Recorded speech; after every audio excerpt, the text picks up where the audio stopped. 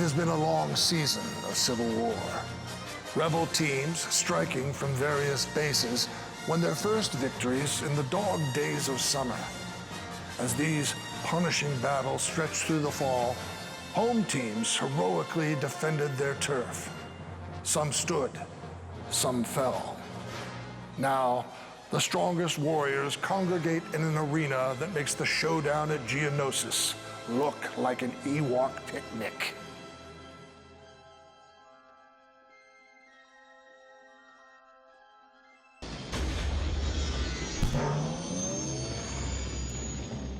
Told you we should have taken a right at Tatooine, not a left. I find your lack of faith disturbing. How the heck am I supposed to wear a headset with these things? Laugh it up, fuzzball. We're going to be late for the 6A championship unless Mr. Cranky Pants here steps on it. warp speed fast enough for you, Mr. Smarty. Help me, Obi-Wan. You're our only hope. Just use the Force and park in the gold lot already.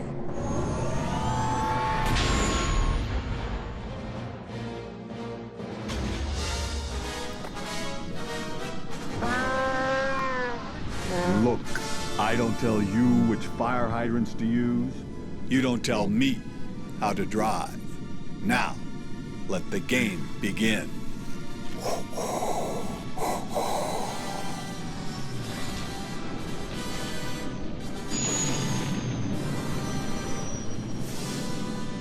I said park in the gold lot. What part of gold lot do you not understand?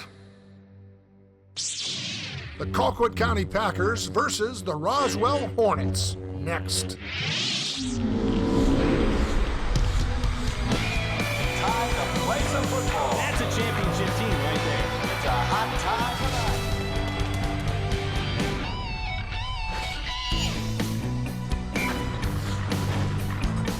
tonight. The fans are armed with their lightsabers, courtesy of Georgia EMC, for tonight's edition of Dome Wars. As we welcome you inside the Georgia Dome for the Georgia High School Association 6A championship game, the defending state champion and 14-0 Colquitt County Packers take on the 14-0 Roswell Hornets. And good evening, I'm Matt Stewart, joined by Larry Smith. And Larry, Colquitt County has won a school record 29 in a row. It's the current longest streak in the state. They are the defending state champions. They are 18 points away from breaking the state scoring record they set a year ago, and they're ranked as high as number 2 in the country. Can anybody stop Colquitt County? And that's the question we'll have answered tonight. It could be Roswell. We saw him last week. We've seen him a couple times now on GPB. They're as good a team in the state, maybe in the country, as we've seen. And on offense last week, we saw they did against a very good Mill Creek defense. They scored at will, really, whenever they wanted to. I'm not sure anybody can.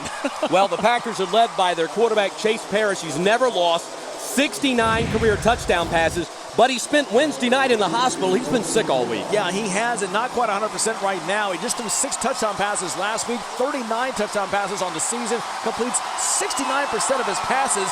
If he's healthy, boy, I tell you what, again, Colquitt's very hard to beat.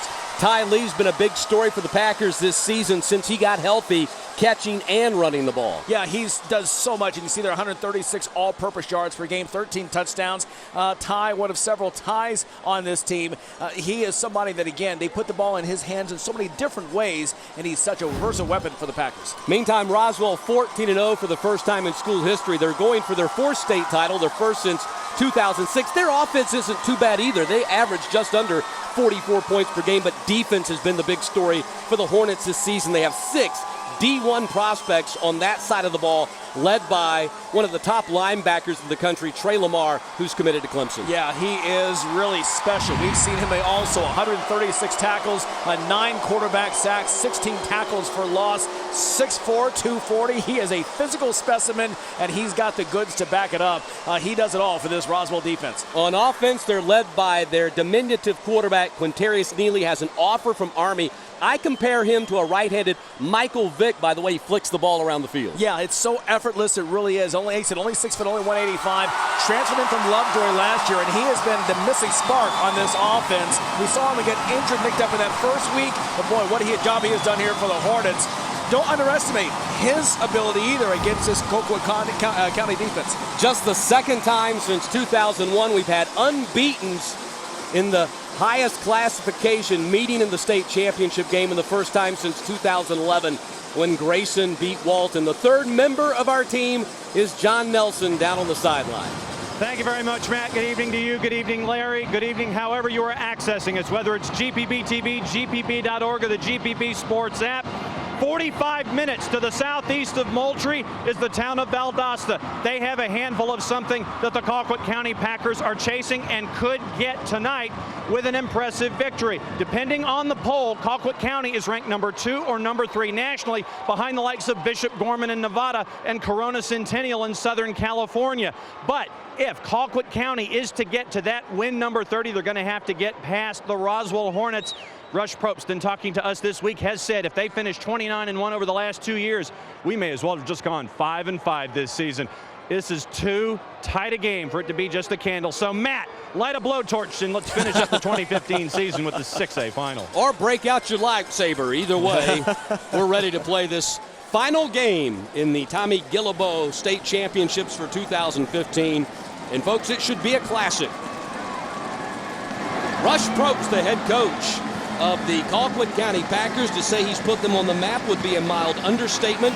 In his 7th season since 2008, 85-25, 26th season overall with 261 victories. He's going for his 7th career state title, 5 of them coming at Hoover. And John Ford, 35-year-old John Ford, looks like one of the students there at Roswell, 26-10 in his 3rd season.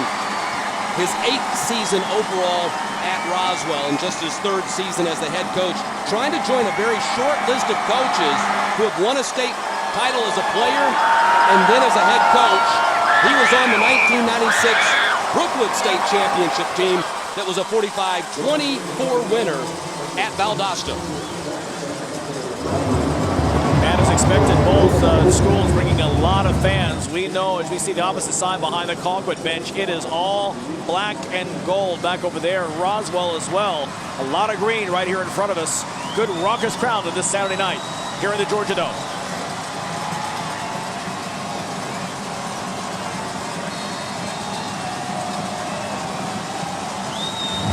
Luis Martinez, they call him Baby Lou, set to kick things off.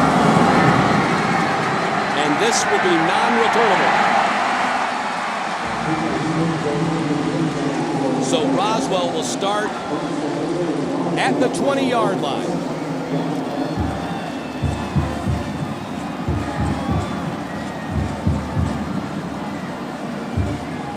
Led by their quarterback, Quintarius Neely.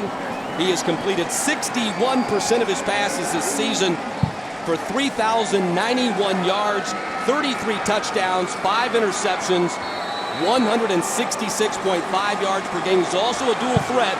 He's rushed for 457 yards and 7 touchdowns. Sheldon Evans, close to 1,700 yards rushing this season, gets the first carry, and he gets stuck behind the line of scrimmage. Ty Phillips, the defensive tackle, leading the charge. As we take a look at the Regions Bank starting lineup for the Hornets up front, their left guard, Cameron Whiteman, a 4.0 student, 3-star offensive guard committed to Harvard. And there's Sheldon Evans, averaging 123 yards rushing per game. He's had 10 100-yard rushing games this season. Neely goes to the air to the far side. It's caught. It's going to go. 81 yards on the second play of the game. A.J. Smith, who caught the game-winning touchdown with just 10 seconds left against Grayson last Friday night, gets the Hornets on the board just 46 seconds into this game. For the Roswell Hornets, they close out the semifinals with a bang, and they open the championship round with a bang. What a fantastic play right there by the Roswell Hornets to get on the board first. So it's going to be like that tonight. Just getting started. Barkov with the PAT. Roswell has a 7-0 lead. Time for your TCSG touchdown replay. Yeah, watch this right here. Great blocking. It's outstanding blocking up front. And the receiver right there just gets a seam, gets right ahead of his defender, right behind his defender, I should say, A.J. Smith, and he is off to the races. This is made as well. Colquitt County on defense taking a stab here at the interception. One more look at it. Watch the right side of your screen. As a defender right there. Juan Singleton. That's Juan Singleton. Or Juan Singletary, I should say. He goes after the interception, doesn't quite come up with it. The TCSG touchdown replay. There's Neely celebrating. Roswell delivers their first blow in this matchup of heavyweight Clash of Titans here Saturday night. Well, with less than 1 minute to play in their semifinal game against Grayson, most everybody had written off Roswell after Grayson took a lead on a field goal, but led by Quintarius Neely, who had fumbled 4 times that game. They came down the field, got a big pass completion to Kendrick Jackson, and then the 45-yard game winner, just 10 seconds left in the game, to A.J. Smith, who just scored on that 81-yard strike. And that's why Roswell is here playing Colquitt County tonight. Non-returnable kick. And so Colquitt County will start at the 20-yard line.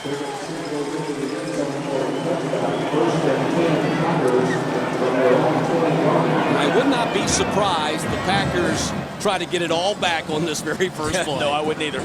That is the mentality of Rush Probst. And there is Chase Parrish.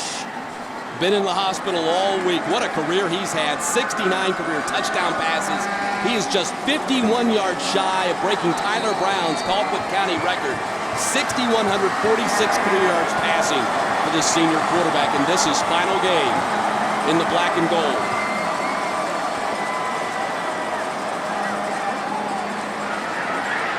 That's the tight end, Sean Bonner, who picks up 7 yards on the play. Well, one thing we saw last week with Colquitt, Matt, as we take a look at this Packers offense. Regions Bank starting lineup for the Packers up front. Quan Stokes, that left guard's a guy to keep an eye on. He's just a junior at 6'3", 335, a likely big-time prospect next season.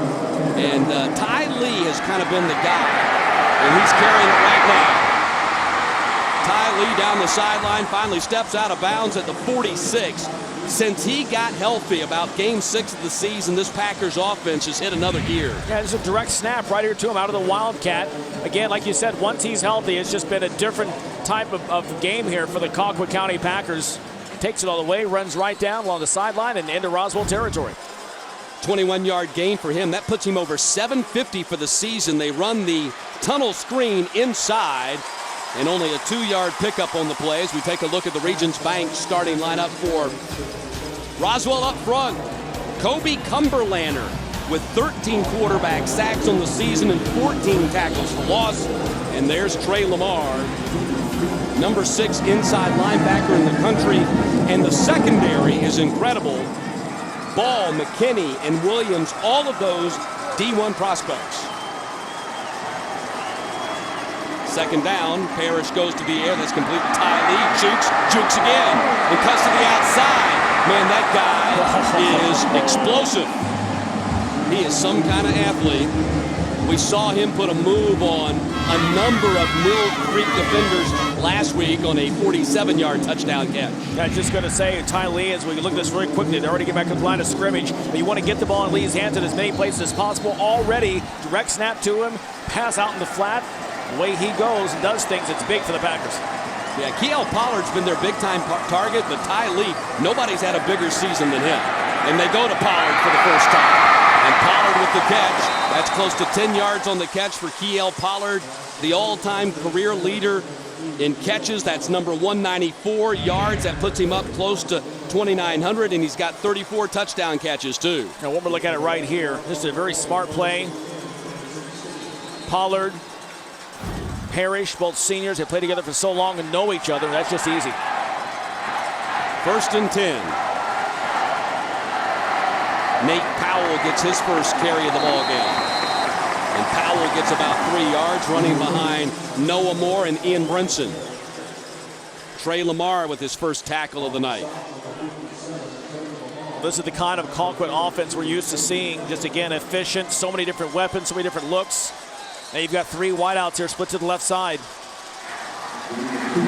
Maybe a screen play and some kind of pick possibly. Sloan goes to the outside and sets. They look his way. Nope, instead to the tight end, Bonner, who reaches for the pylon, and did he get in? No signal yet. Now they're going to rule him out at the 1. That's a great effort, though, right there.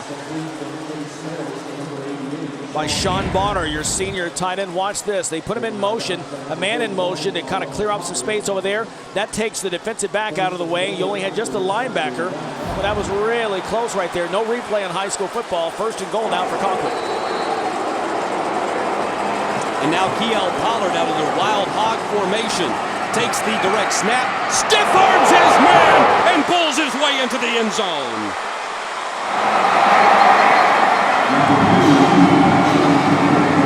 Pollard, such a big, strong prospect as you look at your TCSG touchdown replay. Watch this, 6'1", 218, and just a stiff arm right into the chin of the defender from Roswell. Nobody's going to stop that. Colquitt County quickly gets back on the board of your TCSG touchdown replay. 6'2", 225. He's grown during the season. 3-star wide receiver committed to play for the Arkansas Razorbacks. Martinez with the PAT. We're tied at 7. Well, we played 3 minutes and 4 seconds already. More points scored in this game than the 4A final before us. A lot more coming, folks. The GHSA Championship is made possible in part by Regions Bank. It's time to expect more. Georgia's Electric Membership Corporation, lighting the way. Technical College System of Georgia, learn more, earn more. Cigna, together all the way. And viewers like you, thank you. The GHSA would like to thank Georgia Farm Bureau Insurance.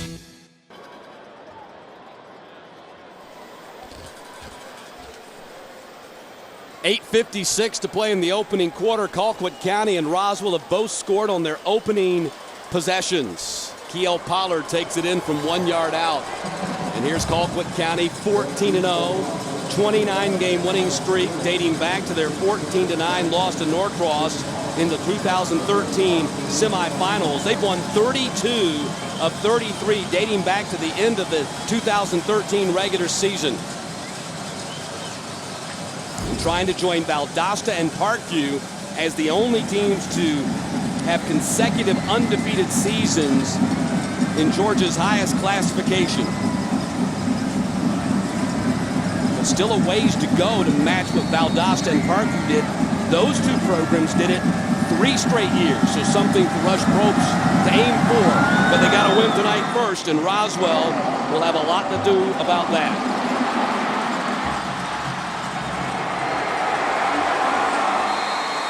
And that's the benefit of not kicking the ball into the end zone. You let your team get down and cover it, and not a whole lot of run room right there for Miles Bluen, and a flag down on the field as well. Yeah, you got to maintain our blocks outside now.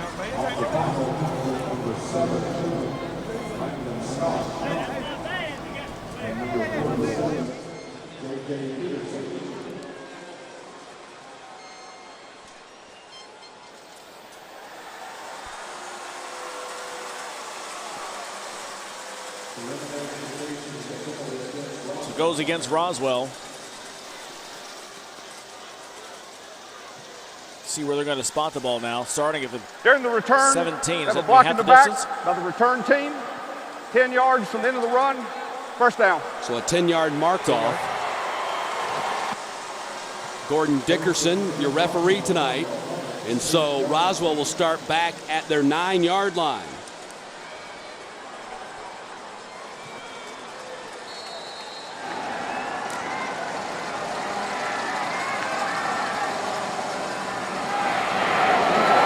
Sheldon Evans on the carry. Here's a look at the Regions Bank Colquitt defense. Ty Phillips, their leader up front, with 61 tackles on the season. Demetrius Walker's got 21 offers, including Central Florida and Iowa, and Jay Blakely is committed to Tennessee.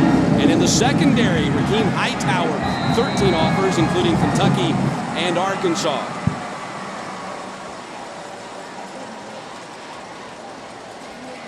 Again, a run right into the teeth of that defense. Landon Scott makes his second tackle as Sheldon Evans has yet to find any running room. And not much there. A couple of short gains. Brings up a 3rd and 3 right now. Change of personnel on both sides.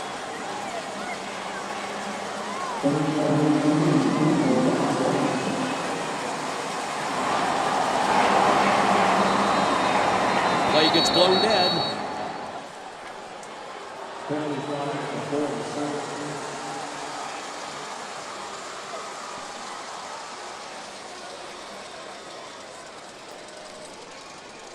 Prior to the snap, false start, offense, 5-yard penalty, remains 3rd down.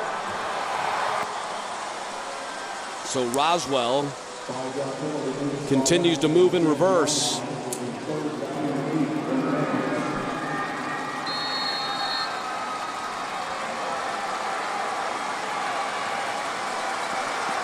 Third down and 8.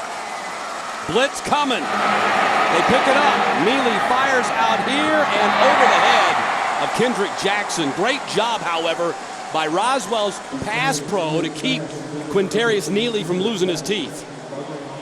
Let's check in with John Nelson on the sideline. Nelly? You've seen the change Colquitt County defensively from drive to drive. The defensive staff of Colquitt told their players to get set faster. On the touchdown pass, they weren't set in place, and they also kind of did some freelancing, which they don't want them to do. They got caught in a switch, and they weren't ready. That got the big score for Roswell.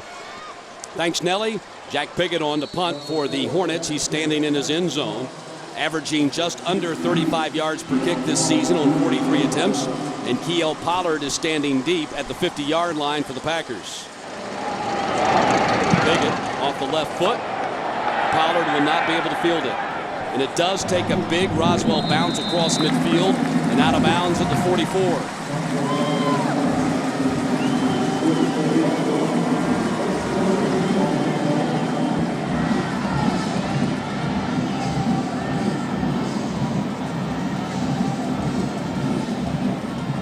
Now Colquitt again, they just had the first long drive coming back down the field the first time, and now we'll see what they do here their second time. Again, they score more than 40 points per game. We saw last week the slow start at Mill Creek, and they poured it on. One thing we saw last week too, Matt, you've seen before, they have a knack of their receivers getting behind the secondary, finding a way to sneak back, and let's see if they can make that happen here tonight against the Hornets. Yeah, as John Ford said, you can't cheat up on the short stuff because then they'll hit you long, like right here. That's what they're doing. Right down the sideline. Big pass completion to Ty Powell down to the 26-yard line. Yeah, and guess who? Actually, that might have been Ty Lee, I think. Yeah, 23. Ty Lee, I believe it was, Matt.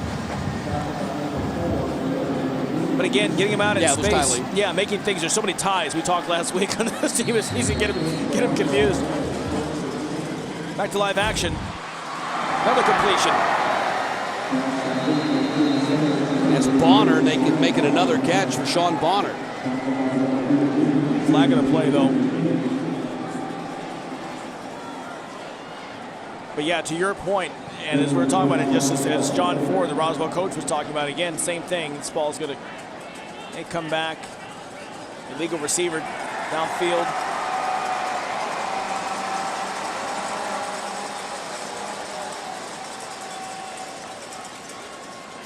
I'm sorry, or is that 12 man? 12 men on the field for Roswell? Now the signal that he gave, let's just hear what he has to say. Illegal participation. 12 men on the field.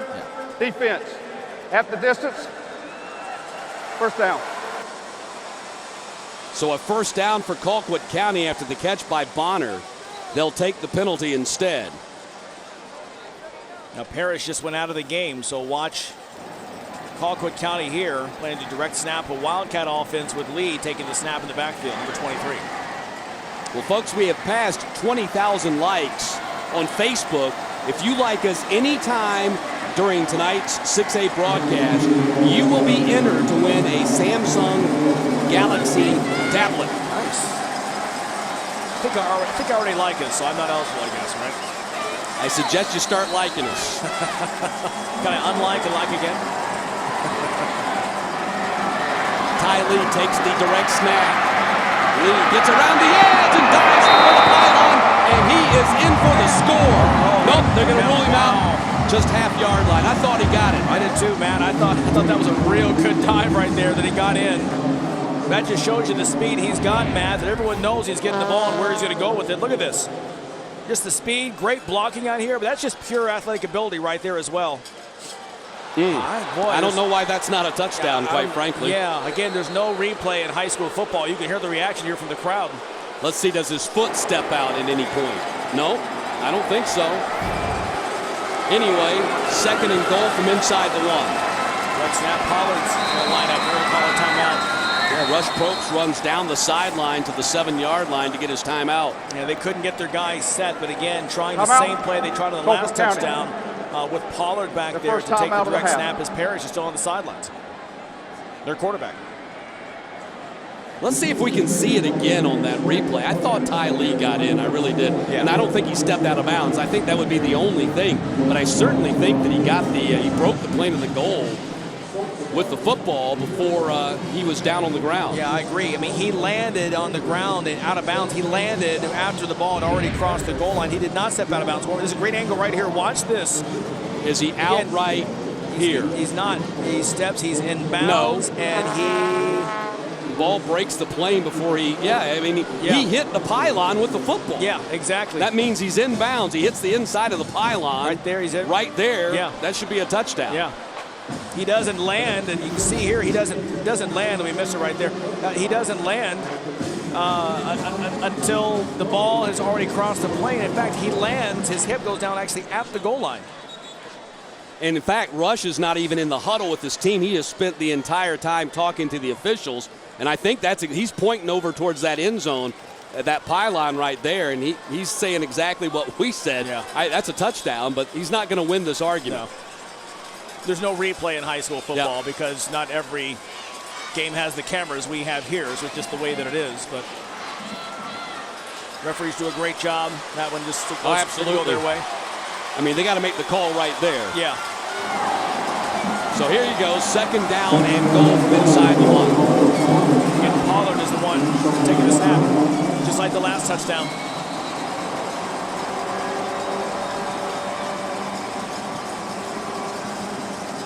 Pollard gets hit and still gets in.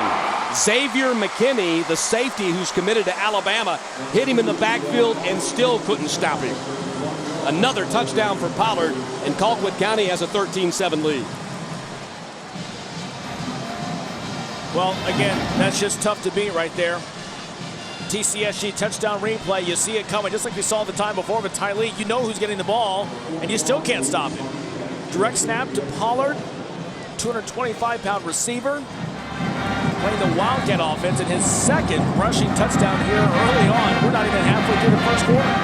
Martinez, who broke the state record for consecutive PATs earlier this season at 141, is now 163 for 165 in his career, and Colquitt has a 14-7 lead. Well, what a start here for the Packers. Colquitt County going for their 2nd straight title. Last year, they beat Archer. Let's check in with John Nelson. And I guess we go into the not-so-way-back machine to let folks know how that happened to get wins 1 through 15. And this was a back-and-forth game. Colquitt County, you know, number 4, he was dressed in black last year. Long touchdowns there. And this was a really tight matchup. Gabe Tiller winding up, and he'll throw down the seam for a completion there, and the score. Back and forth game, but it ended up in the hands of Sahin King as we went. Colquitt County would end up with the title to go 15-0. Right now, 29-0, heading for number 30, possible national champion, mythical national champion implications. That's what we're facing here tonight. They're also seeking to become the first state champion in the state of Georgia since 1971 to pass for more yardage than they ran. They now have 685 184 total points on the season. They are 4 away from breaking the record they set last year, the state all-time record for scoring. And the kickoff goes into the end zone, and Roswell's going to have to start at the 20. Well, from a betting man, I'm laying odds that's going to happen at some point tonight. Well, probably before the first quarter is over. May have that's right before we change into the field. They had 2 drives. They pretty much done whatever they wanted to do so far here in this title matchup. So Roswell's just going to have to try to keep up. I have not seen a team stop Colquitt County yet. Mill Creek had allowed only 88 points the entire season, and they hung 52 on the Hawks last week. Quintarius Neely. And Neely with a big 26-yard gain up to the 46. And Roswell, I said they got to keep up. Well, they've got an offense that can. Yeah, they sure can. Well, watch the line play right here. It's what we want to take a look at. Huge hole open left side, and that just frees him up. Nobody touches Neely for the first 15, 20 yards. And even once he takes the first contact, still keeps moving and getting the ball downfield, close to midfield. Incomplete. First attempt to Jaden Kama, their top wide receiver. You know, we talk about Kiel Pollard, and certainly Pollard has had a spectacular season, spectacular career, but Jaden Kama, 44 catches for 1,049 yards. He averages about 7 yards more per catch than Pollard does. Wow. And nearly as many total yards. Neely got time. Now being chased. Now throws on the run, and it is caught at the 14-yard line. Juan Walker, the corner, was on the coverage and ran by him and left Kendrick Jackson standing there by himself to make the catch. Well, as it comes down to, again, great line play. They're getting all the way on this. Watch this right here.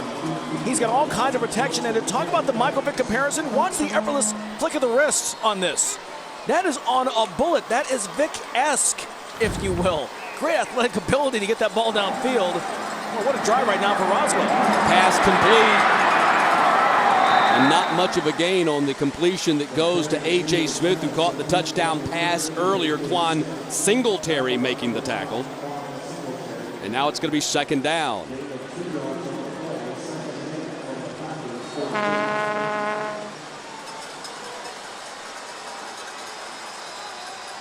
Play gets blown dead.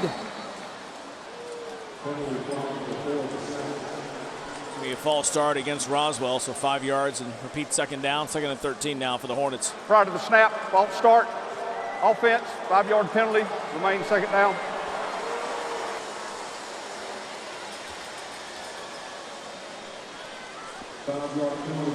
Good look at John Ford. The boyish John Ford. That's right. Region 5 6A Coach of the Year.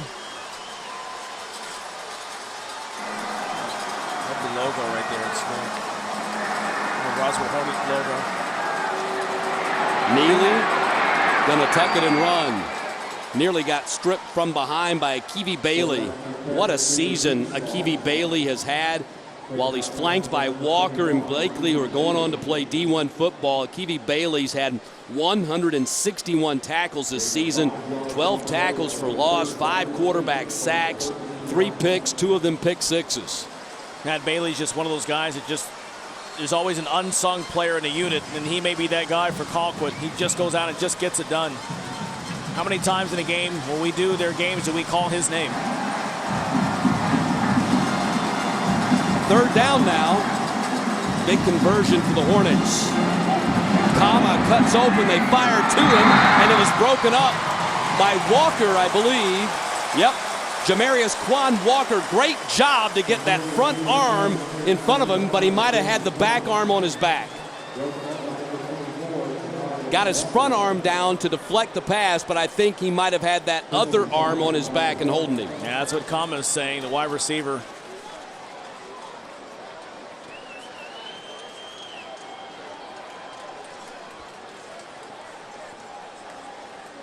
Let's get the call. Pass interference by the defense.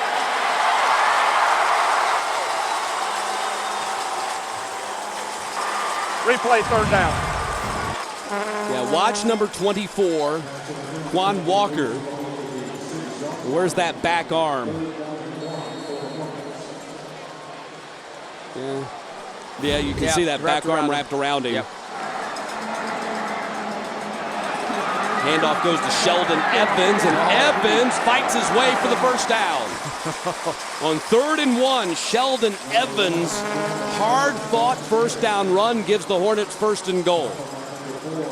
One more look at it, and watch him here run into his own man. He's open, spin move right here. He's heading for pay dirt, and runs into his own lineman right there, who then flings him, helps him kind of move to get some more additional yardage. It's Will Staplefeld right there on the assist. Nothing doing right there. Landon Scott comes up with the stop on Miles Bluen.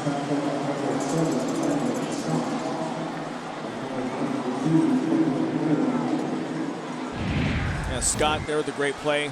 No, pardon me, it was Sheldon Evans. Yeah, Sheldon again. Evans, yeah. Good job right there to fend off the block by Scott. Number 64, Cameron Whiteman right there in his way. Gets around him to make the big play. 8th play of the drive now for the Hornets, trying to equal Colquitt County here in the first quarter. He's going to have to get that jersey fixed. Got the shoulder pad flapping out over there. Timeout. Timeout called by the Hornets. First timeout of the half. Yeah, they got it fixed. Looks like former Falcon Brian Jordan in the face.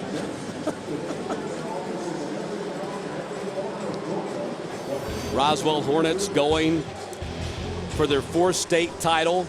Won in 68, 70 in 2006. 10 region championships. The one this year was their first since 2010. And they've had some great head coaches. Tim McFarland, of course, led them to that 2006 state championship, and he led Blessed Trinity to the finals this year. They got beat yesterday in dramatic fashion by Westminster. Ray Manus, for which the stadium is named, and also Charlie Horn, who was 73-18 over 8 seasons. He was the head coach when they won the 1968 and 1970 state championships. As you can see, some fans are watching GPB. Last week, we saw that live. Coach Rush Probst headbutting his kicker, Baby Lou. Caused quite a gash, a lot of blood. He said it worked because after he did that, the defense was fired up and allowed only 2 first downs the rest of the game. He says if that's what it takes, he'll play bull in the ring before every game. Let's hope not. Neely on the keeper, and Neely gets stopped. Lost a yard on the play. Quintarius Neely held the ball on that speed sweep. Quentin Moore with the tackle. His 4th tackle for loss this season. And now it's going to be 3rd down and 5. Great surge there by the Colquitt County defensive front to contain Neely. 4th to 3rd down. Neely to the air, fires, and nearly intercepted. Nearly intercepted. That was Akibi Bailey who nearly had the pick. And it's going to be 4th down, and Roswell will try a field goal. Yeah, watch 21 right there. He's in your screen, playing the rover. Eyes on the quarterback, just watching him. The tight end's right there again. He's just always right there making plays for this Colquitt County defense. And that was the sophomore tight end, Tyneil Hopper, who's already got a couple of offers from Kentucky and Wake Forest, but he's got to be more aggressive on that pass route. Yeah. He's got to go get that ball. Yeah. He can't stand there and let the linebacker jump in front of him. You got to battle for that ball. Here's Barkoff, 22-yard attempt. And it is a knuckleball that gets through.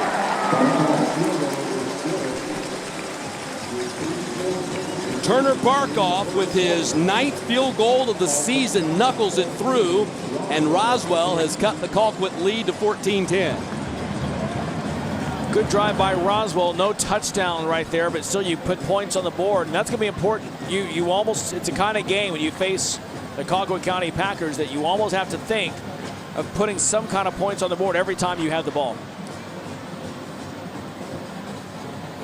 Well, it's really amazing is this roller coaster that the Roswell program has been on. In 2006, they were state champs, co-champs with Peachtree Ridge, the last tie we ever had, because after that tie, GHSA said, look, no more ties, we'll have overtime in the state championship game. And then they went from that peak to the valley, 0-10 in 2011. Incredible turnaround for this Roswell program. In fact, they are 22-4 the last 2 seasons after a 3-year stretch in which they went 7-23. Piggott with the kickoff, and it will not be returned.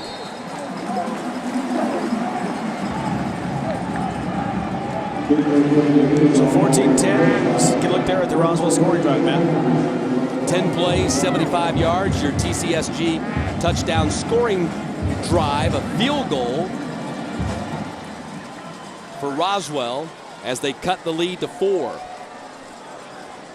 Roswell with playoff victories over Parkview, Camden County, and then Collins Hill and Grayson, the miracle at Grayson last week. Colquitt County victories over North Paulding, Central Gwinnett, South Forsyth, and then at Mill Creek.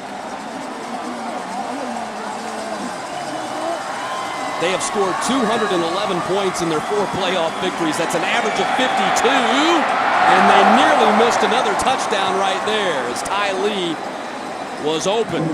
Well, as we talked before, again, they have a knack of finding a way to get the receiver back behind the secondary. This time they didn't connect, but boy, they do it so many times. It's just a touch pattern at that point. Parrish got just a little bit excited, didn't quite wait, just one more beat to throw that ball up. If he did, it's 6 points for the Packers. 2nd down and 10.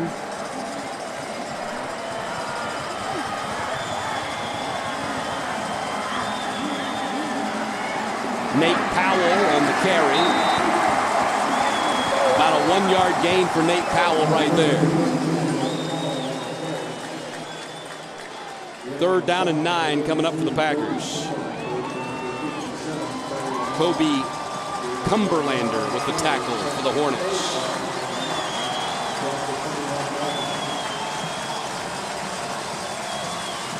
Packers not only put 52 points on the board against Mill Creek last week, but 565 yards on a team that was giving up only 142.7 a game.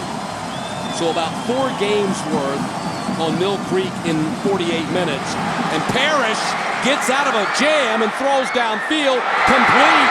And down the sideline, they missed the tackle, but he stepped out of bounds at the 49-yard line, and Sharansky Sloan was that close to going the distance. Well, once again, just, boy, great athletic move right here by Parrish. Watch this. Somehow gets out of that, and boy, Roswell, the defense is going to regret letting him go. They had him in their sights, couldn't wrap him up, and Parrish makes him pay.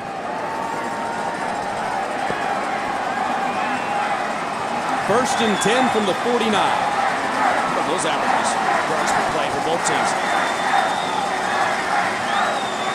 Zone read. Parrish going for the home run, and Powell's out there. Can't run under it.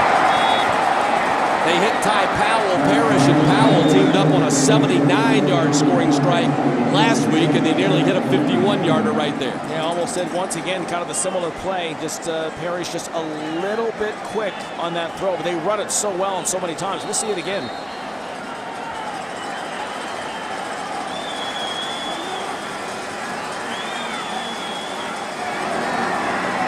Nate Powell gets corralled at the line of scrimmage. Pardon me, that was Raphael Merritt.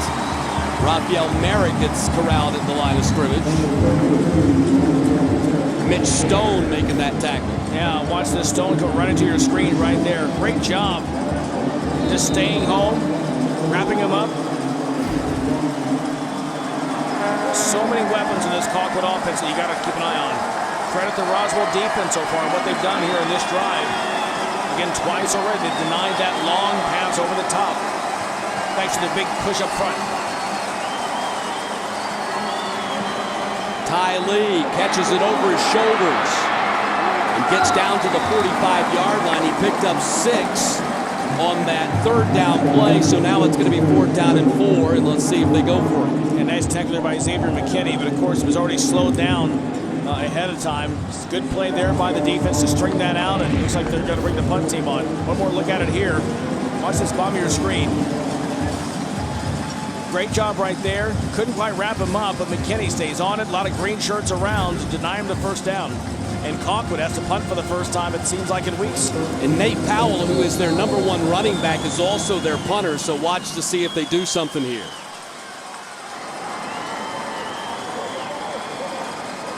He'll follow through and kick. It's a nice kick, too. Going to hit at the 15-yard line and take a Roswell bounce backwards. Akibi Bailey there to field it at the 17-yard line, and that's where Roswell will go back on offense with $1:49 to play in the quarter. There's been so much offense, hard to believe we are still in the first quarter here. We've had some games that have just flown by.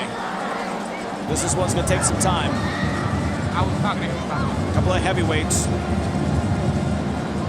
And Roswell had a nice drive. Let's see now what they come back with. They can capitalize on their success in the last drive. So 1st and 10, ball at the 17-yard line. Sheldon Evans breaks into the open field and finally cut down at the 38 by Quan Singletary. Roswell's getting some great blocking up front. Take a look at the play up the line right here. Outstanding job. Big holes right there, and Evans, great move right there to create more space and gain more yards. Good offensive sequences so far for the Hornets. 21-yard pickup and a 1st and 10 at the 38. And movement on the Roswell offensive line. See movement before, never seen a guy run 5 yards downfield before the ball was snapped. Prior to the snap, false start, offense.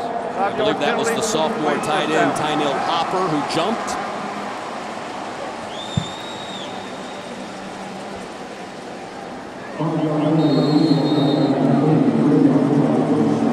Roswell averaging 43.7 points per game, 202 on the ground and 225 passing, 428 total. Neely avoids the rush.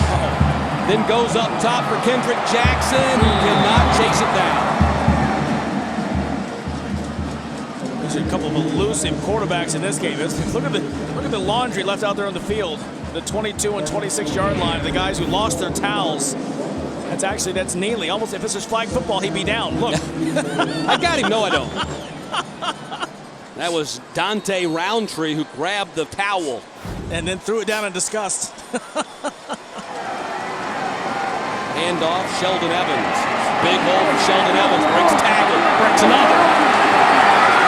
Got a flag up. He's going to have a face mask. Well, maybe a block in the back against Roswell. Let's see what happens. Could go either way. And out there, that was number 5, Jaden Kama. Tried to throw a block. They may have got him with hands in the back. Let's see what the call is.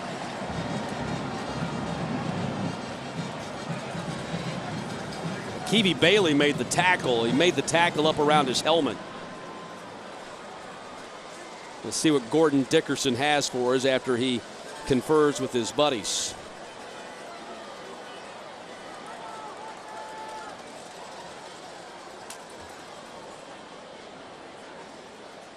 During the play, there are 2 fouls. Blocking the back by the offense. Face mask. We were both right. By the defense. Penalties will offset. Replay, 2nd down. And Matt, you and I have done this a time or two, haven't we? Yeah. You saw one and I saw the other. We got it covered. Together, we're a team. Make a good team. That's right, my friend. I'm the left eye, you're the right eye. That's right. So 2nd down and 15, ball at the 33 as that negates that play altogether. See Kama sweating quite a bit. We've already seen earlier today quite a bit of cramping. Important for both staffs to keep these players hydrated tonight. It's a warm, sticky night here in the Dome.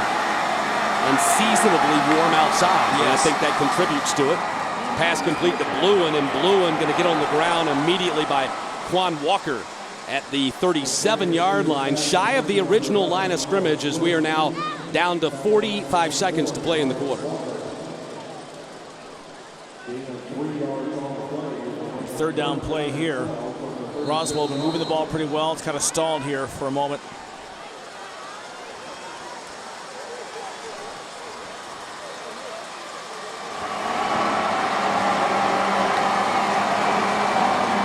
Neely steps up, and now he's going to run for the first down. He's going to get it, too. And a flag out back at the 47 after Neely is tackled at the 39 by Rakeem Hightower. And that could be a hold up there by that block. Let's see what the call is. This could go against Roswell. If it is, that's a shame because the flag came out after he was past that yardage mark. Yep. So it was unnecessary. He was already gone. John Ford does not like that, and that's tough because he had already made the first down, was already in the Colquitt territory. Here's the run. We have a hold by the offense. 10-yard penalty from the spot of the foul. Replay, third down.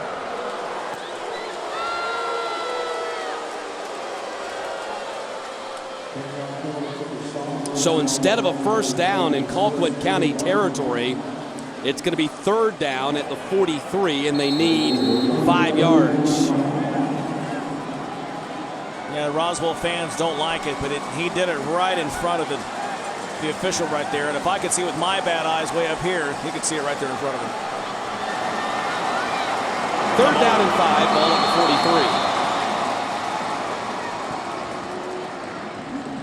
43. In fact, I got to tell you, I think both those penalties, that was Jaden Common, number 5 again. Common got called for the hold over there. That was part of the offsetting penalties on the play before. And he got called for the hold on that play. Then they caught him with a 10-yard penalty on the long run by Neely.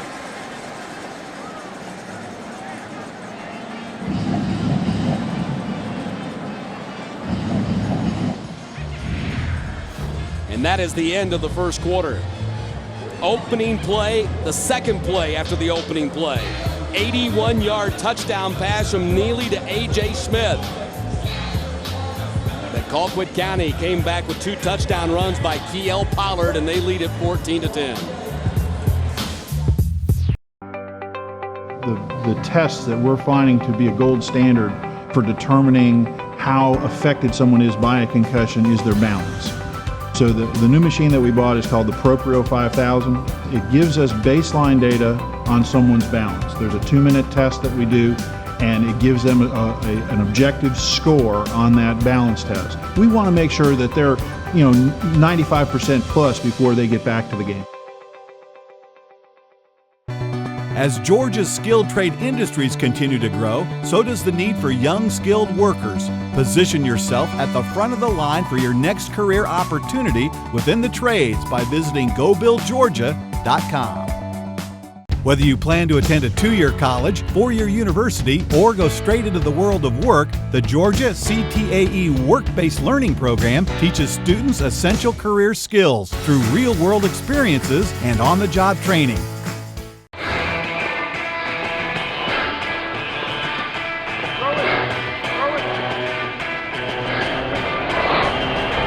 The GHSA Football Championship games continue all day, right here, only on GPB.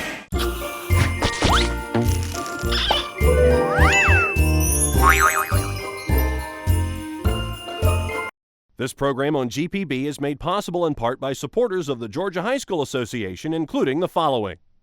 This isn't just any team. This is your home team, okay? It's not about A team or B team. It's not about your boss telling you to be a team player or to take one for the team. No, home team is about pride. It's about standing strong, pulling together, and going crazy about a bad call you know is right. But because it was against your home team, it must be wrong. Look, some people just don't get it because it's not their team. But Farm Bureau Insurance does, because everyone needs a home team for insurance, and we are that.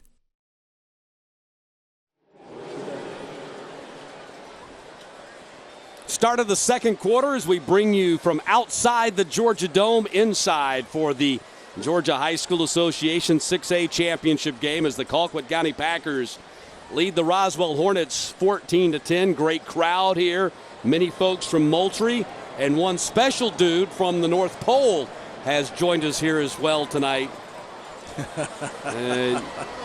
Like the movie Elf. You're not Santa Claus. You smell like beef and cheese.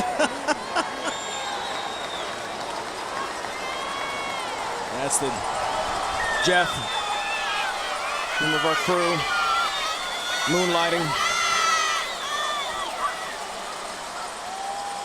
And he drives the car to the sideline camera over there, so he's keeping busy. A lot of people working hard all weekend to bring these games to you. So 3rd down and 5. Pass complete, and nearly a great one-handed catch by Kendrick Jackson. But nearly. And a punting situation for Roswell. And one more look at it. Quick snap right here, quick throw. Sees something. Ball actually did beat the defender. He just couldn't hold on to it. Ball came out like a rocket again. We talked about Michael Vick. Boy, he throws a hard ball, doesn't he? Yeah, he's like a right-handed Michael Vick because, you know, Vick, how he just flicks the ball down the field with great accuracy and great length. And Quintarius Neely's kind of a right-handed version of him. Yeah. So 4th down, Roswell punting again. Piggott standing at his 30-yard line and booms that one. Pollard has his chance to return from the 20. And Pollard's going to get on the ground at the 24-yard line. Just a 4-yard return as Tynell Hopper made the tackle on special teams. Yeah, nice job there by the Hornets special team unit. See a lot of the fans making the trip to the Georgia Dome. High tech. Whatever happened back in the day, you know, taking the Polaroids from up high and printing them out. No need for that. We've got video right here to show you. So 1st and 10, ball at the 24-yard line for Colquitt County. 161 yards of offense for the Packers in the first quarter. Parrish goes complete to Ty Lee. Ty Lee dances, and he's up to the 36-yard line as he picks up 12 on the play and a first down. What a great job there by number 17, Ty Powell, the junior receiver as well. A lot of that was Lee, of course. He's talented. When you've got somebody right there, he makes the catch, but it's Powell who allows him to get the first down. Watch this. Stays with his block. 2 blocks right there. Lee's dancing behind him and gets the first down. Lee already has 99 yards of offense in this game. That was his 4th catch for 64 yards, and he has 2 carries for 35. And a flag out. And this one's going to go against Roswell again. Roswell having trouble with the penalties. That's their 7th penalty for 49 yards. Wow. And we're in the first minute of the second quarter. Meantime, it doesn't include the one that was negated on the offsetting penalty. That's right. Meantime, just 1 penalty, 7 yards against Colquitt County.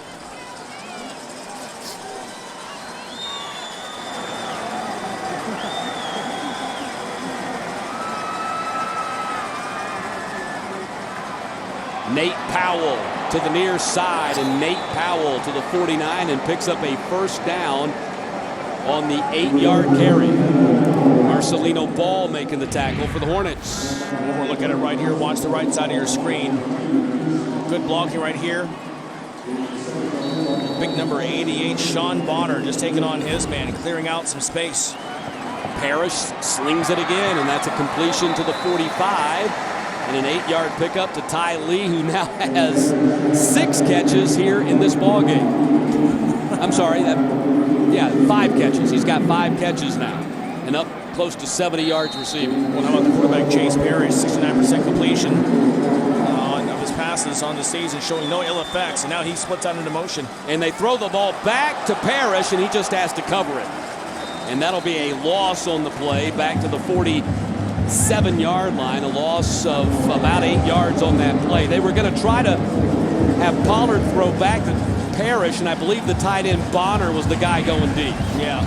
We'll look at it right here. He takes off, and Pollard, it's not a very good throw. And again, that's a live football, so smart by Parrish just to fall on it. 3rd down and 11.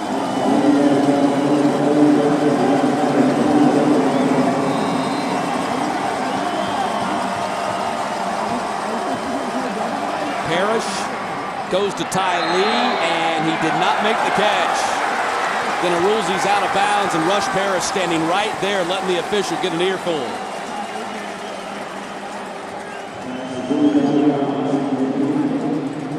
Rush just don't headbutt him.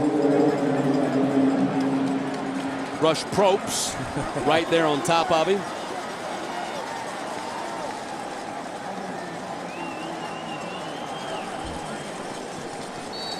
Always working the refs.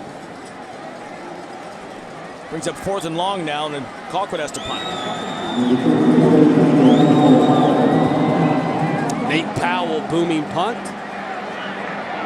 Fair catch is made by Bluen at the 14-yard line.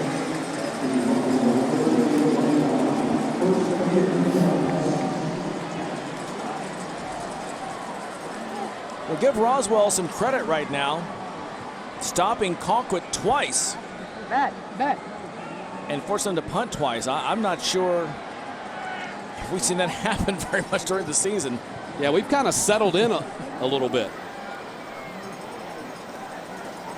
After 24 points scored in the first quarter. Of course, we're only 2.5 minutes into the second quarter. Right, it just feels like it's longer.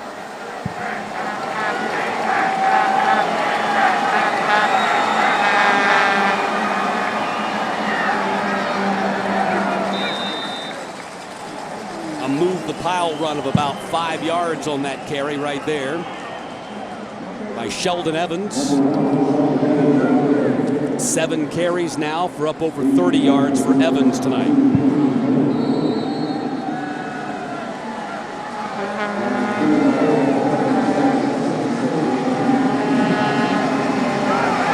Evans again on the speed.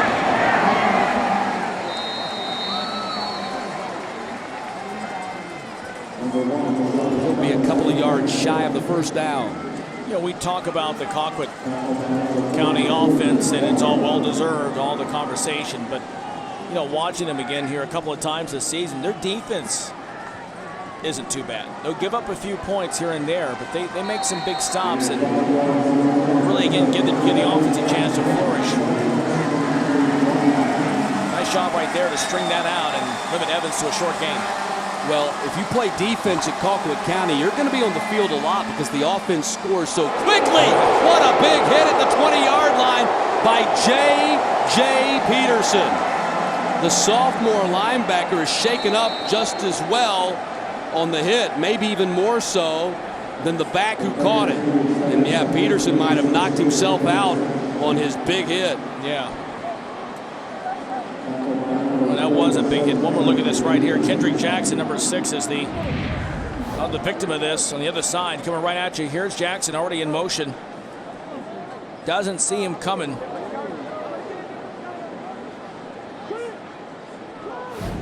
Boy, that is just big. Peterson still down. So while they tend to Peterson, we'll take a timeout with 8:16 to play in the half, and Colquitt County up 4. You exercise. You choose the salad occasionally. But staying well, physically, financially, emotionally, is hard on your own. So Cigna's got your back and your knees 24/7. Cigna's there to answer your questions. Or when you need some coaching. In sickness and in health, Cigna's there, helping you to get well and stay well. That's having a partner who's with you all the way. Cigna.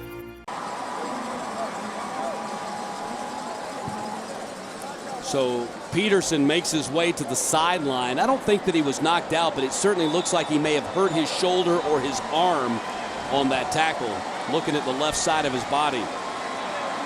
Yeah, and he was moving the entire time. I didn't see anything like he might have. As you saw, he kind of up on his knees for a moment and went back down. Yeah, it's his left shoulder. Yeah, looking underneath the shoulder pad right there. That was a good stick. High impact.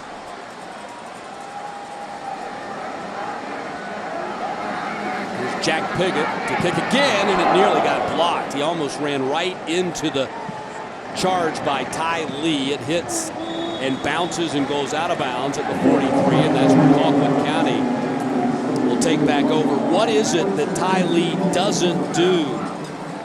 Man, he nearly had himself another block. He's blocked 2 punts already this season. He nearly got that one right there. Well, he's a special player, there's no question about it. We've seen him out of the backfield. We've seen him catching passes downfield. Really had it look like it was a touchdown or a great athletic play as he On that sweep, dove from the 3-yard line. They called him out of bounds, but special athlete for the Packers. Number 23. First and 10 from the 43. Parrish fires complete to Pollard. Pollard first down, and Pollard down to the 43. Xavier McKinney making his 4th tackle in the ball game, but that'll move the sticks for the Packers. And nice tackle there by McKinney to stay with him, because Pollard again at 225 pounds. Watch this. Left side of your screen, right side of your screen, I'm sorry, left side of the field. Pollard, just a big, strong target, so hard to bring down. Nice job by McKinney to tackle him.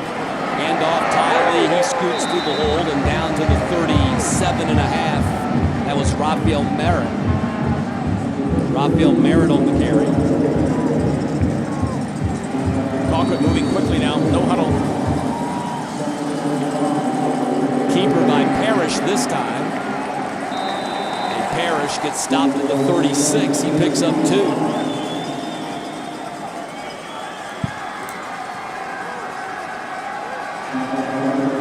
Roswell defense has made a couple of stops and forced a punt. Fans rising up right now to support this defense in this big 3rd and 2 play, 3rd and 3.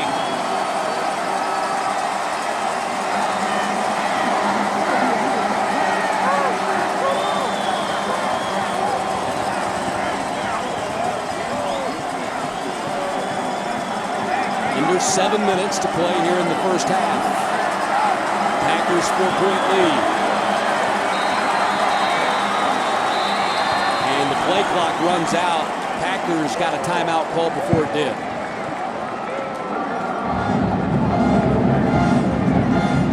That'll leave them with 1 timeout in the half.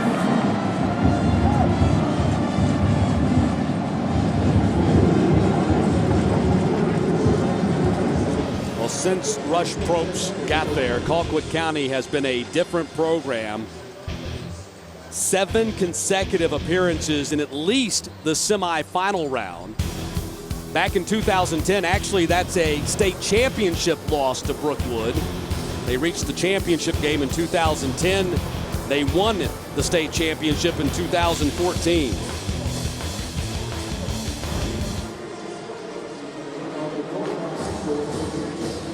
Rush Propst, Packers 25-5 in postseason play since 2009.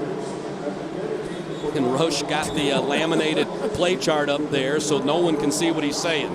Walk right to the camera, wouldn't he? Here's an idea. Walk away from the camera, Rush.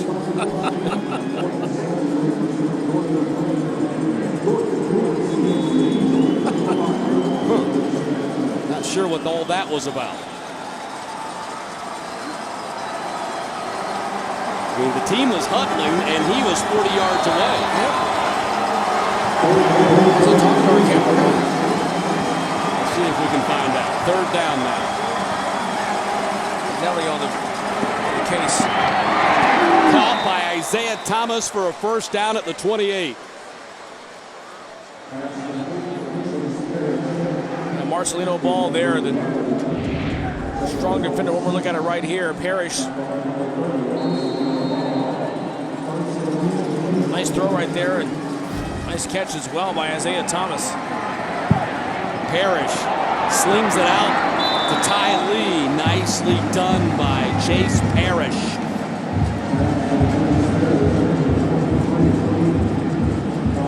Ha! How about that? Rush Propst told our camera guy, remember we corrected the graphic about the 2010, about the state championship game, and I corrected it. It was a little mistake made. We all make mistakes. Pollard didn't make the catch for the end zone, and I corrected it. Here's the graphic. And Rush Propst went over to our cameraman to tell him the graphic was wrong. He walked 40 yards. That is amazing. From the huddle. The huddle was down here on the other side of the field. He walked through the timeout to say, by the way, that's not right. Yeah. We made the title game that year. Wow. He's such a character. 2nd down and 10. That's great. Parrish goes up top. With a spectacular touchdown catch. And Colquitt Cincinnati has taken a 20-10 lead, and they have set a new Georgia State scoring record at the same time. And it was halfway through the second quarter, and that was actually a busted play, Matty. Go back and we'll show you the replay here after the extra point. I mean, you watch that. There was some confusion there in terms of the guys in motion. Kind of ran into each other. Didn't matter. Parrish knew where he wanted to go with it. Gets it to one of his sure-handed targets. Easy touchdown for the Packers.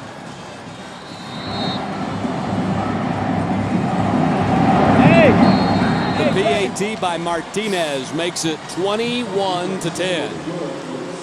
And here's your TCSG touchdown replay. Yeah, watch this right here in the middle, and these guys right here. Watch the collision. Oops, not quite sure where I want to go, and the guy's body's going all over the place. Didn't matter. 23 was all that mattered on this one. And again, we've seen Ty Lee in so many different ways get the ball on offense. Boy, what a big part of this Packer team he is. Parrish, one more look at it to Lee. Great job. And Parrish with his 40th touchdown pass of this season, the 70th touchdown pass of his career, and he has now thrown a touchdown pass in every game that he started, 30 consecutive games. Just automatic. High praise from his coach, talking to him this past couple of weeks. And by the way, all that being done while Rush is watching the scoreboard, was watching our telecast up on the big screen here at the Georgia Dome. He's got so much confidence in Chase Parrish that he can deal with he can produce our TV game and coach his football team at the same time. That's right, exactly. Second half, we're going to let him come up here and do the play-by-play. That's right. So he'd do a better job than me. I don't know about that. Bluen on the return. And Bluen gets cut down at the 12.5-yard line by Akibi Bailey. Yeah. Special teams, he does it all for him. He's everywhere. Hey, don't tell Rush Probst, don't suggest to him to come up during the booth during the game to make some comments, because he would do it. We'll just mic him up. Yeah. Yeah. He's probably already got like 4 mics on him anyway. All the different TV shows he's doing. That's right. What's another? Well, that's a first. That's definitely a first. Yeah. First and 10, ball at the 13.5. Long throw and a nice catch over here on the near side by Miles Bluen. J.J. Peterson, who just was shaken up on the last series, back out there, makes the tackle. That's a big gainer for the Hornets. Yeah, great play right here to get just a nice touch on the quarterback. Neely waits for him to break. It was a nice ball. Good job there by staying in bounds. He'll let his momentum carry him out of bounds and get some more positive yards. Nice play for the Hornets. And Neely throws the ball to where Arolasalu was supposed to be. Neely says, man, you're supposed to cut up the sideline. Where were you? Trying the wheel route. He got hung up there as his teammates battling a defender, got caught up in that. Disrupted the play. Brings up second down. Handoff, Sheldon Evans. Evans gets to the sideline. And finally shoved out of bounds by Jay Blakely across the 50. They'll spot it at the 45. The Roswell's had their moments on offense. The Hornets, watch this here. Sheldon Evans, boy, what a great job he does. He's just so shifty. Takes advantage of his block right there. Nice job by George Arosilu. One more look at it, and then up the sideline. Those gold shoes, too. Look at that. The Midas touch. Complete. Kendrick Jackson breaks a couple of tackles, picks up the first down. Raheem Hightower made the tackle, but not before Kendrick Jackson moves the sticks on a 12-yard pickup. Oh, we're seeing the Hornets now beginning to get a little more, a little more diversified here on offense, moving the ball over the place, left, right, trying to run inside. Nice job right here. Get it into the hands of one of your playmakers on the outside. Quick screen. First down is the result, and the ball's moving. Sheldon Evans on a cutback, and then cut back straight up the middle. to the 24-yard line. 9-yard pickup for Sheldon Evans. Keavy Bailey making his 6th tackle of the ball game. Evans now over 80 yards rushing in this first half. He's not done. 2nd down and 1. That's Jackson again. Same play. He gets thrown to the ground inside the 10-yard line by Dean Walker. But the slippery Kendrick Jackson made 2 guys miss out there on the edge. Yeah, he's an exciting player. Watch this again out here on the right side. Makes 1 guy miss right there. Good block this time by Kama. No hold. He had a couple of holding calls earlier. Great job inside the 10. The Hornets on the move, trying to get back to the scoreboard again. 1st and goal from the 8. Keeper Neely goes down immediately, takes a 3-yard loss. Ty Phillips with his 2nd tackle for loss in this game. Yeah, good job with Phillips and also number 44, Nathan Lang, right there to disrupt all this. Get it to Keeper, but he's right there. Lang is right there. As soon as he fakes the handoff, leaves Neely nowhere to go, and they wrap him up behind the line of scrimmage. Great play by this Colquitt County defense. 2nd down and goal from the 11.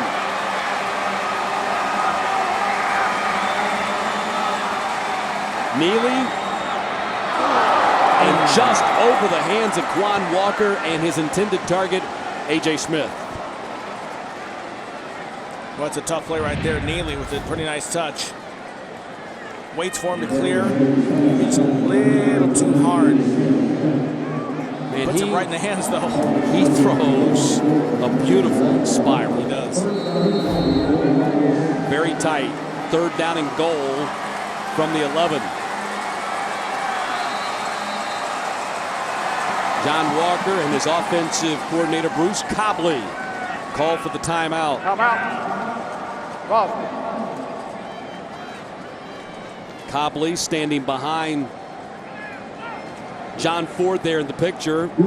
Guided Harrison High School to the 2000 state championship game. They lost to Parkview.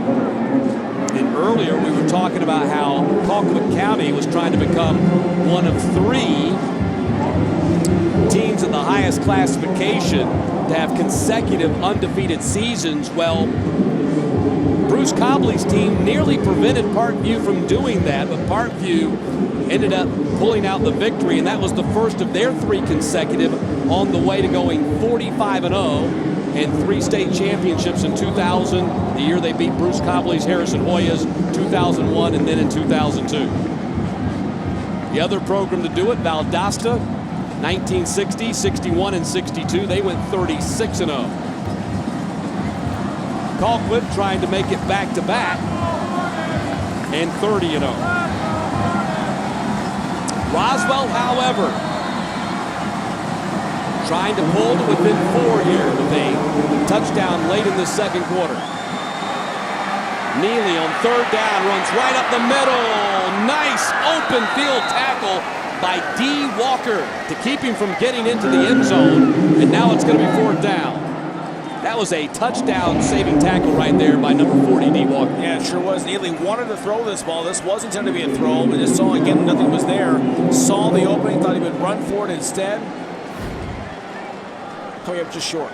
Walker, 24/7, 3-star outside linebacker, 22 offers on the table from Central Florida and Iowa, among others.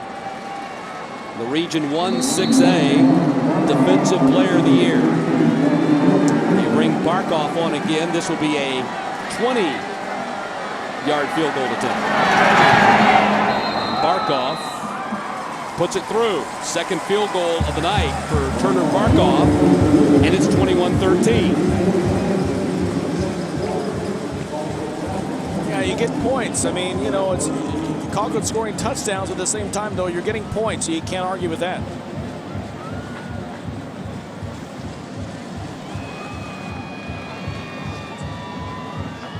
And with that field goal right there by Roswell, we have now had more points scored in this game than 4 of the other state finals total. That's true. And we've played what, 21 minutes thus far? Yeah. Well, last game was 10-0. Yeah. Our game last night was 10-6. We've scored more than in the single A public game, the 5A game we called last night, and I believe the 4A game today was the 4A game, and then was that the 2A game? 2A game, no, it was 42-21, so we had a lot on that one, that Pace Academy. I'll have to look that. But we've had, to your point, though, yeah. Well, again, the 4A game was 10-0. The 5A game was 10-6. So you combine those two, you still have more points scored already in this game than those two combined, to your point.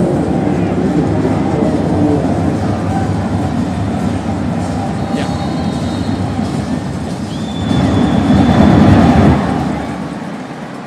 And the kickoff will not be returned. And Colquitt County will bring it out to the 20-yard line with 3:04 to play in the half.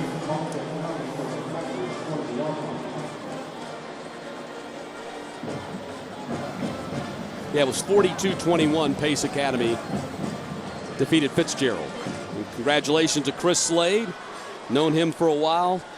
Done a great job. I mean, it takes a special guy to go from the NFL to coaching high school football. And I think you could see from the interviews that you saw from him during that game, he's that kind of guy. Yeah. Loves it. A lot of his former NFL teammates in the house. They live in the Atlanta area. Talked about the influence of Belichick and Parcells and Walsh and Groh, coaches he played under in college in the NFL. Throw to Pollard. Pollard has 2 men, now 4 men, now 5 men trying to get him on the ground. Did not get out of bounds. That was Marcelino Ball making the tackle. Marcelino, part of that famous Ball family that includes Reggie, who went on to play at Georgia Tech, Rashawn, who played at Chattanooga, Marcus, who played at FSU, Memphis, and now with the Carolina Panther. And his dad, Reggie Sr., is still an assistant coach at Stevenson High School. He's got 7 offers, including West Virginia and Clemson. Powell on the run up to the 29. On that last play, though, how many Green Hornets does it take to stop a Packer, Pollard? There's 5 or 6 on that one. 3rd down and 1. Right up the middle. Big first down carry by Ty Lee. You know, teams would be lucky to have just one player you can go to in the clutch. They've got Lee, they've got Pollard, and that's just for starters, not including what Parrish can do. Huge gap right there. Boy, that is unbelievable. I think I could have run for a first down with that kind of opening. 107 yards rushing already for Ty Lee in this game. Pollard breaks out of 2 tackles, and again, 4, 5, 6, count them, maybe 7 different Hornets trying to get Pollard on the ground. Finally, it's Sam DiRoberto with help to get him down. Yeah, and Pollard comes up limping a little bit. One more look at it right here.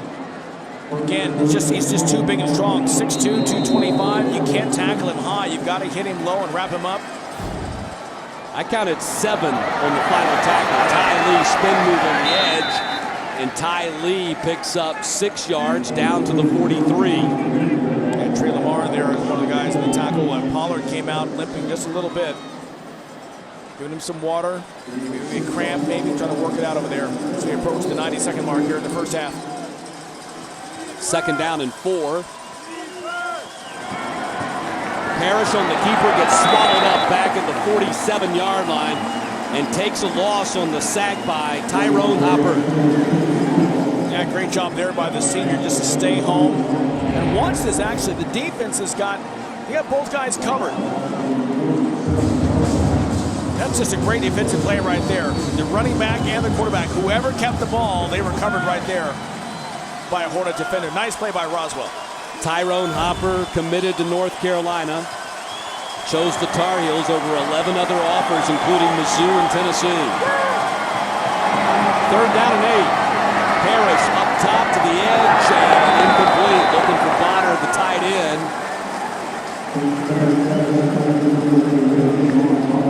Right away, he says that was his fault. Coach Probst's not happy with the call, with the play, with the execution. And it's going to be 4th down, and Colquitt County in a punting situation with 49 seconds to play in the half.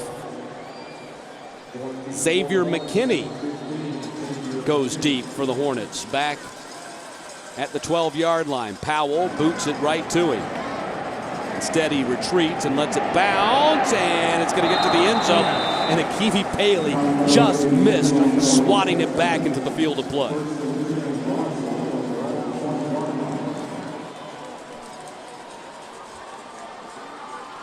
So the Hornets go back on offense, down 8 with 41 seconds to play in the quarter.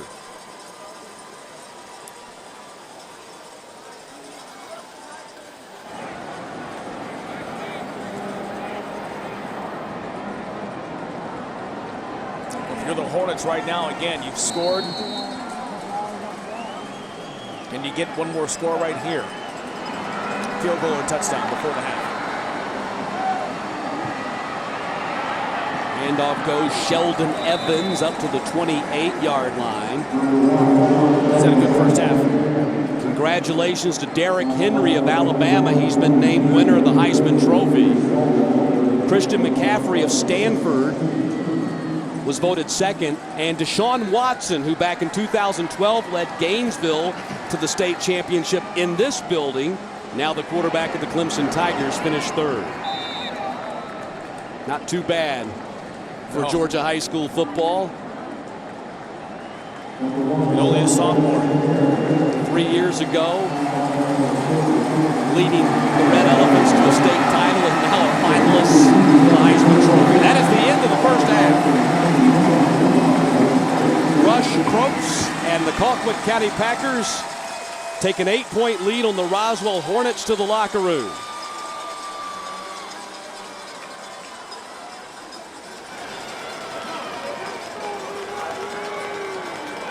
The Packers 24 minutes away from their second straight state championship. And here's Rush Probst, head coach of the Colquitt County Packers and our TV producer for tonight's 6A final. Thank you very much, Matt. You knew that this was going to be this way, but it seemed like it took them a little while maybe to get settled in, especially after that first long play got broken on you. Yeah, you know, it's two good teams, number one, you know, that know how to play the game of football. I mean, you got two undefeated teams. You know, both 14-0. They're not got any quitting them. We don't have any quitting us. Sort of like I did last week, though. I think that, you know, the game will go down to the fourth quarter. I mean, people are going to get tired now. I mean, it's a little warmer in the dome than what we've been the last couple of weeks. We've been outside, and it could get down to really who makes the adjustments and at halftime and how we handle substitutions and all that stuff in the second half, maybe the difference in the game. The other thing, we've missed 3 balls downfield that we should have scored, you know. So, well, not 3, 1 for sure. You know, we missed 2 on the same drive.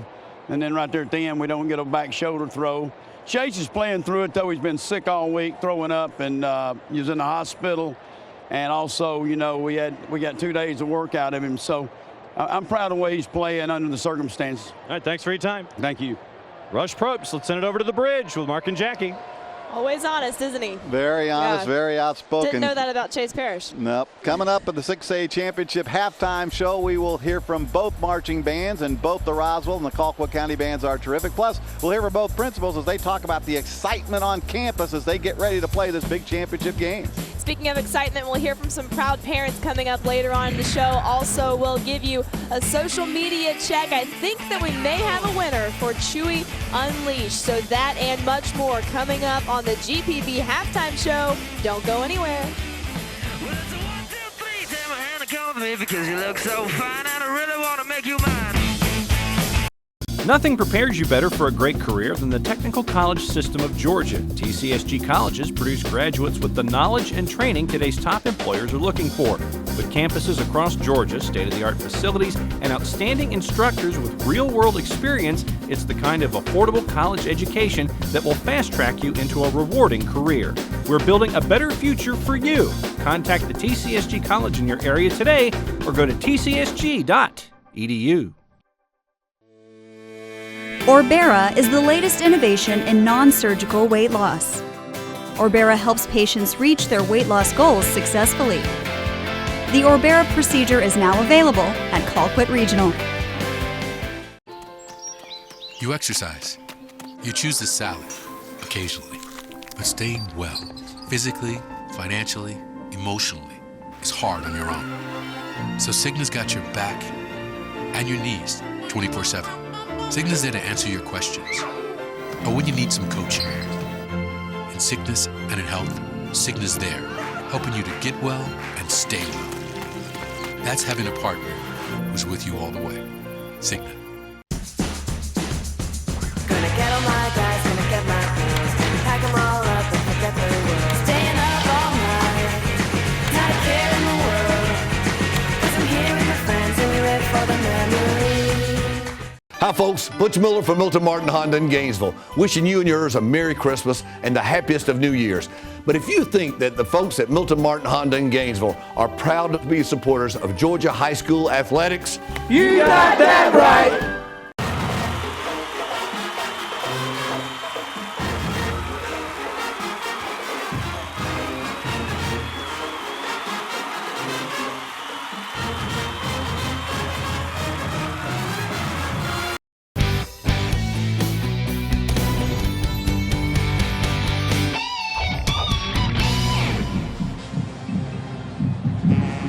Welcome back to the Georgia Dome. Welcome back to GPB's championship weekend. And it's been a great first half so far. Right now, Colquitt County leading the Roswell Hornets 21-13, and we're at the half of the 6A championship game. I can't believe we're already at the half, but that's okay. We'll move on. Let's make sure that you guys are talking to us on Facebook, Twitter, and Snapchat at GPB Sports, because we have one final iPad mini to give away as far as it contains to the Chewy Unleashed contest, and we do have a winner. The winner is Kellen McKinley, and looks like we are going to need a ride because Chewy has been hanging out in Las Vegas. He's nowhere near us. We need a ride from the Georgia Dome back to our home. So as you can see there, Chewy Unleashed, the winner goes to Kellen McKinley. Congratulations on your new iPad mini. Hope that you enjoy it, and thank you to everyone who's been hanging out with us and, you know, having some fun with this whole Chewy Unleashed thing. It's been a lot of fun. But also don't forget that there is still a chance for we've surpassed the 20,000 likes on Facebook, but the game is not over yet. So you still have a chance to like GPB Sports on Facebook,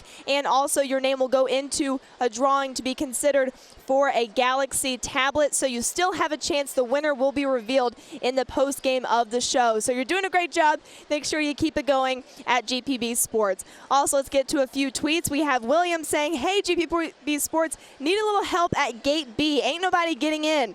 Please send Chewy Unleashed. He's our only hope. Yeah, Chewy Unleashed has come back here to get us as well.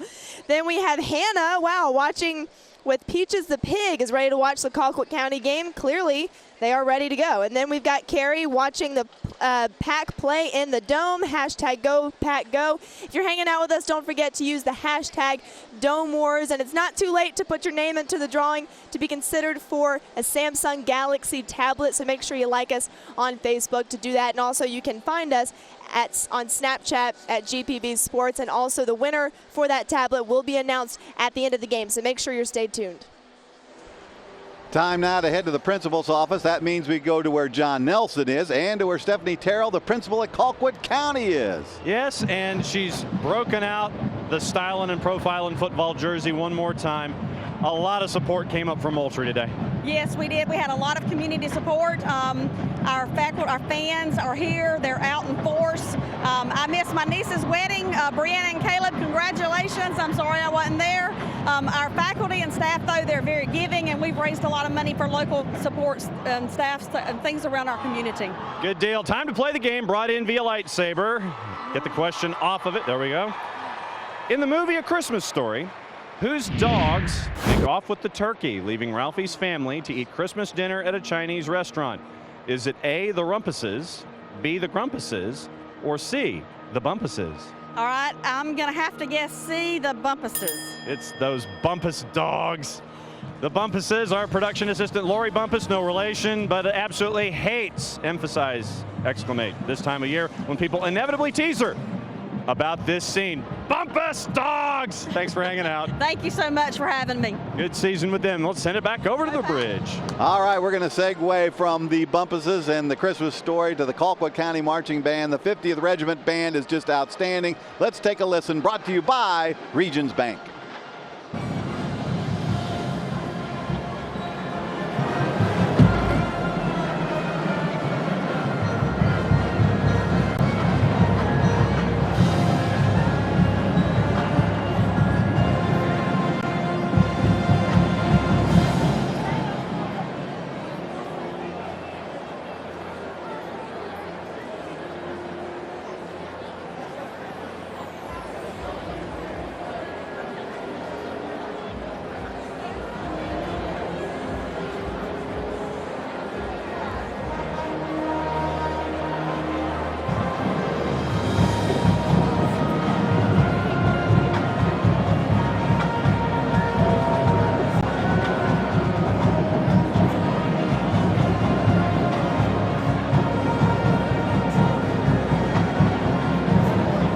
Great job by the 50th Regiment Marching Band of Colquitt County, brought to you by Regions Bank. Time now for what we call rent check, a time to check in with the parents. So let's send it over to Jackie for one final rent check of the year. No, one final rent check, and we're going to do it with the Hopper family, both Tyrone and Jeanette. And then Tyrone's little brother is here with us. Tyrone, of course, plays for Roswell. Are you guys excited not only for the second half of the game, but also for rent check? We are. I am definitely excited. I'm looking forward to taking it home tonight. All right, well, she looks ready to go, so let's get going. The first question, what got Tyrone started playing football? I think I'm going to let Dad answer that question. Well, he got a lot of family that play football, so when he was young, he just couldn't wait to play. We're going to take that answer because he says playing with his older cousin, so you get that one right. All right. If he could have any animal as a pet, what would he want? Pit bull. Most definitely. All right, Pitbull, they agree, that's correct. And if he could take on his family on vacation, where would he want to take you guys? You know what? I would love to say that he would want to take us to Jamaica. Ah, she got it right. Okay, and his favorite Christmas sweets. Oh, that's me all day. His favorite Christmas sweet is my famous $1 million pie. That's what it says, Mom's $1 million pie. I think, can we have some of that? That sounds awesome. You guys get them all right. You get some GPB swag and also a selfie stick for the little brother there. They nailed it. They knocked it out of the park, Mark. That's a mom who knows what her son likes. Now, coming up on the GPB Championship Week halftime show, we're going to hear from the Roswell High School Marching Band. We'll also play another round of Are You Smarter with the Roswell principal. Plus, we'll run down all of today's championship scores. It's all coming up next as the GPB Championship Weekend halftime show continues right after this timeout. Stay with us. This program on GPB is made possible in part by supporters of the Georgia High School Association, including the following. This isn't just any team. This is your home team, okay? It's not about A team or B team. It's not about your boss telling you to be a team player or to take one for the team. No, home team is about pride. It's about standing strong, pulling together, and going crazy about a bad call you know is right. But because it was against your home team, it must be wrong. Look, some people just don't get it because it's not their team. But Farm Bureau Insurance does, because everyone needs a home team for insurance, and we are that. Hey, great party. Oh, thanks. Here you go. One hamburger, medium well. This is well done. No. That's medium well. What? Are you calling me a liar? This thing is practically burned. That's it. You're not gonna come to my house and tell me how to cook a hamburger. I don't grill it. You wouldn't do it there. Gotta be crazy. So don't do it here. Sportsmanship. It's up to you.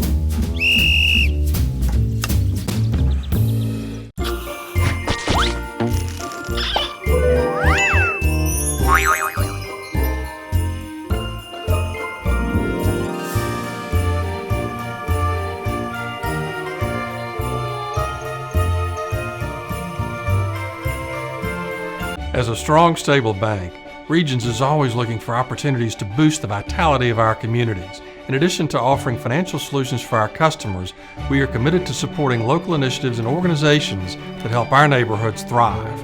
Regions is proud to be a partner with GPB in building a better Georgia.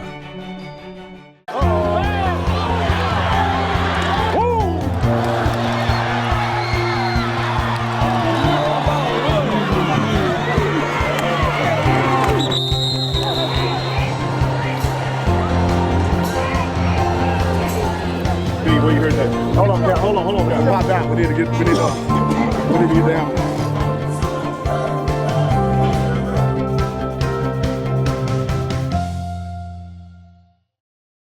Debt-free education, high wages, and flexible schedules all lie within Georgia's rapidly growing skilled trade industries. Take the first step in establishing your career by visiting GoBuildGeorgia.com.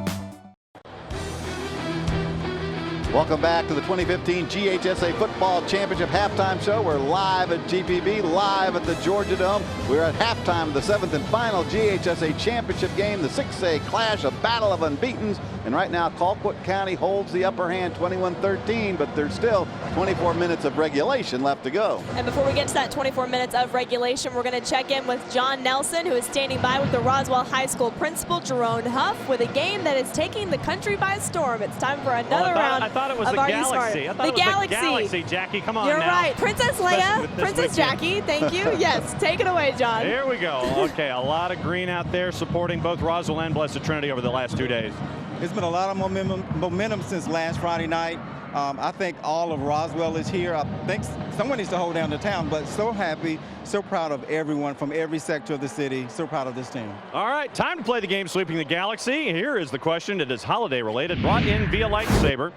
Which Georgia town is renowned for its popular holiday treat, fruitcakes? Not the Jimmy Buffett song. Is it Egypt, Georgia, Flintstone, Georgia, or Claxton, Georgia? That would be Claxton, Georgia. It is indeed Claxton, Georgia. Here is your additional information. Home of a bakery that's been around for more than 100 years, most famous for its Claxton fruitcakes. In a bid to keep with our increasingly mobile lifestyle, Claxton now offers Clax Snacks portable slices of fruitcake because they can. Parting gift. There you go. I love Claxton fruitcake. Love it. All yours. Let's send it back to the bridge. All right, thank you, John. It's time now to strike up another great band as we listen in to the Roswell Hornets taking the field right now, brought to you by Regions Bank.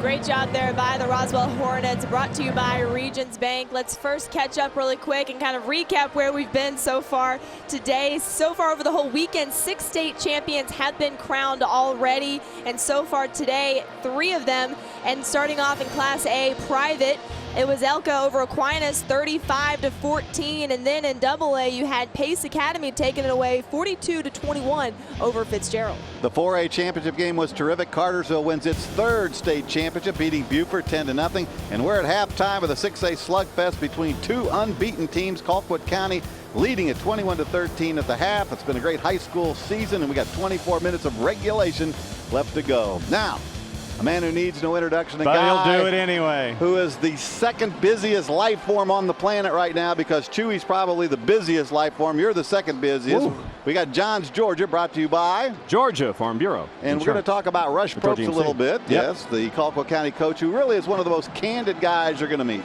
And our quality control officer and an additional producer here this evening. Rush Probst, what can you say? The man is chasing after perfection for the 2nd year in a row and going into some rare air, possibly getting a national title. We caught up with him to find out about this game tonight. There's 2 categories. One, the chased, or the chased or being chased, and you being, and then the chaser. And I think they're into that chaser role, you know, and that's tough. That's tough. When you sit there like we've been the whole year, people gearing at you, and you're taking off all comers, it's tough. And this final chapter is going to be the most difficult chapter for us to defend off, because everything, you know, that goes, you know, people want to beat us, and we're sitting on top, and people want to knock us off, and it's tough, and our kids have to bring their A-plus game, and I think that's why you see that we've been behind, and we sort of struggle at times, is because everybody else, I think, is bringing their A-plus game, and if we take any level off in any phase or category, then we get exposed. And he needs one more A-plus grade to make the grade here in Georgia in 6A this year. And with the win, there might be a national championship. Bishop Gorman, Corona Centennial, Colquitt County right now. Top 3 teams in the country, depending on the poll. Could be 2, could be 3, could be 1. All right, John's Georgia brought to you by the Georgia EMC. Yep. Now over to Jackie. Don't forget, it's not too late to like us on Facebook for the opportunity to win a Samsung Galaxy tablet. We'll be announcing the winner of that drawing in our post-game show, so you have until the end of the game to like us on Facebook for the chance to win a Samsung Galaxy tablet. Now it's time for our career play of the game, brought to you by the Technical College System of Georgia. Looking for a career in the medical field? You'll find great job opportunities and free tuition through the Technical College System of Georgia. Learn practical nursing, medical office assisting, pharmacy technology, and many more jobs in need of skilled talent. A free education in 10 high-demand industries awaits you at the Technical College System of Georgia. Change your life. tcsg.edu. We've got one more half to go. I can't believe it. I'm going to get a little emotional about it. It's been such a fun Football Fridays, but we still have a post-game show, and there's a lot of excitement to look forward to in that, as well as 24 minutes left on the clock. Absolutely. We're going to take a quick break, then send it up to Matt and Larry for the second half. We will see you again when it's time to hand out that 6A trophy. Enjoy the second half. It should be a doozy.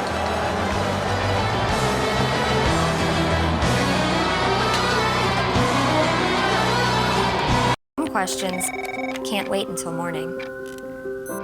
So I'm one of many nurses at Cigna with answers, anytime, day or night. I'm Lauren, and I've got your back.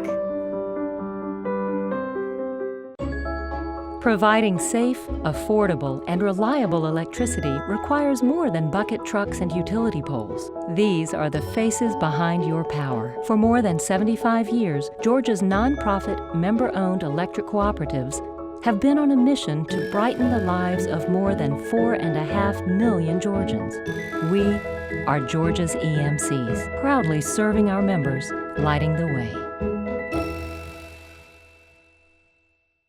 Today, companies in the aerospace, advanced manufacturing, and film industries need skilled workers, and the earning potential is high.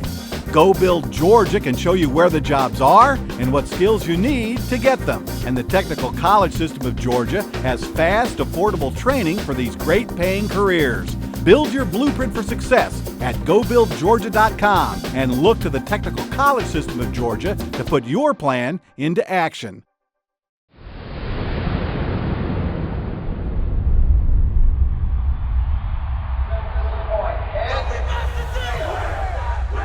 It is a great night for high school football all over the great state of Georgia. Down south, a big game. Let's go.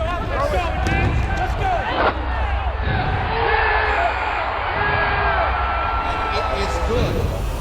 The GHSA Football Championship games continue all day, only on GPB. During this performance, one student will drop out of high school. Be there for your big finish. Whether you plan to attend a 2-year college, 4-year university, or go straight into the world of work, the Georgia CTAE Work-Based Learning Program teaches students essential career skills through real-world experiences and on-the-job training. I'm not sick. I'm not sick. I'm not sick. She's perfectly healthy. Cigna covers preventive care. That's having your back.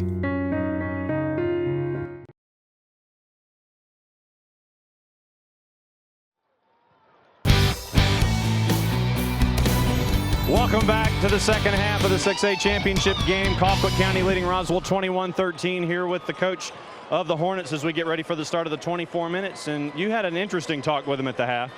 Yeah, we've just got to clean up the penalties. Can't kick field goals down in the red zone. And we've just got to play a little harder on both sides of the ball. And the biggest thing is playing with your edge. You've had that all season, and you've got to bring that edge back here for the third and fourth quarter. Absolutely. These guys are the champ for a reason, so we've got to find an extra gear for sure. Good luck. Thank you. Upstairs to Matt and Larry. First half highlights and stats. Thank you, Nelly. I thought it was interesting. John Ford told us the key to this ball game tonight would be getting first downs, and they have only 9 to 15 for Colquitt County, and Roswell is 1 of 6 on their thirds. Yeah, and that's really big. You got to complete those and keep those series going, keep those that drive going. There's no question about it. Also, the penalties mentioned 7 penalties for 49 yards, only 1 penalty. Meanwhile, for Colquitt County. Well, things started well for Roswell as we take a look back at the first half highlights. Second play from scrimmage.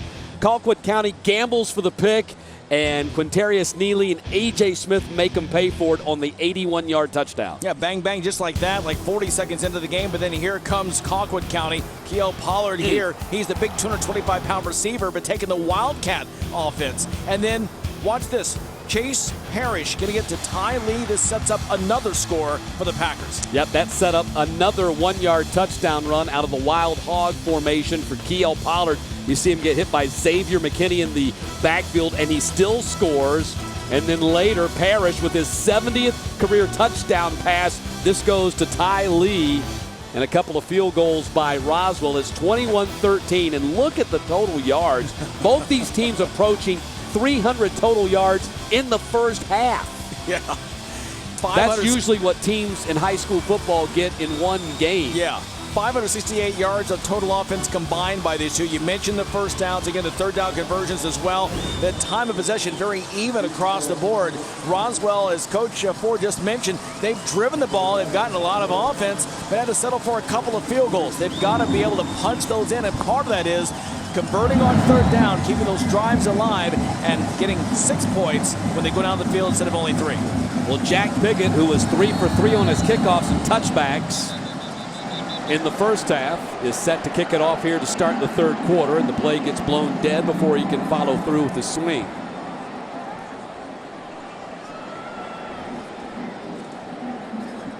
And Rush Probst over there telling the officials how to do their job. I say that facetiously.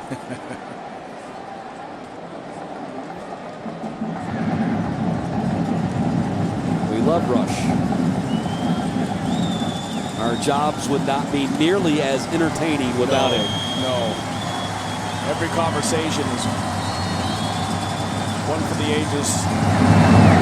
Always learn something. This one will not be returned, so Piggott 4 for 4 on his kickoffs and touchbacks, and so Colquitt County will start this third quarter from the 20-yard line. How about a first half for Chase Parrish? 17 of 22 passing for this young man who spent Wednesday night in the hospital.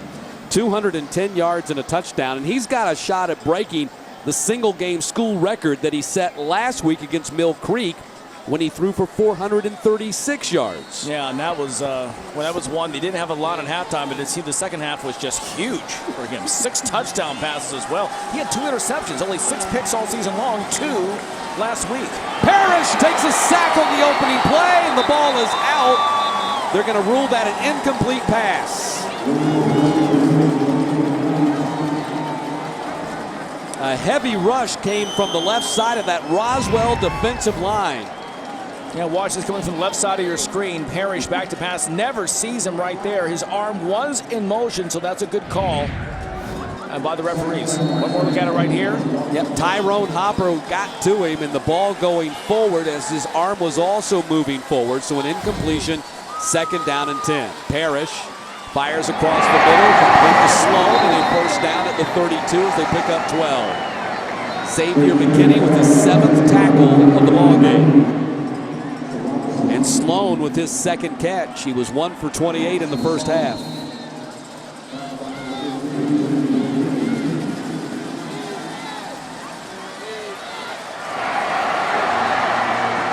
Here's Powell, and Powell gets stopped short of the first down by Marcelino Ball.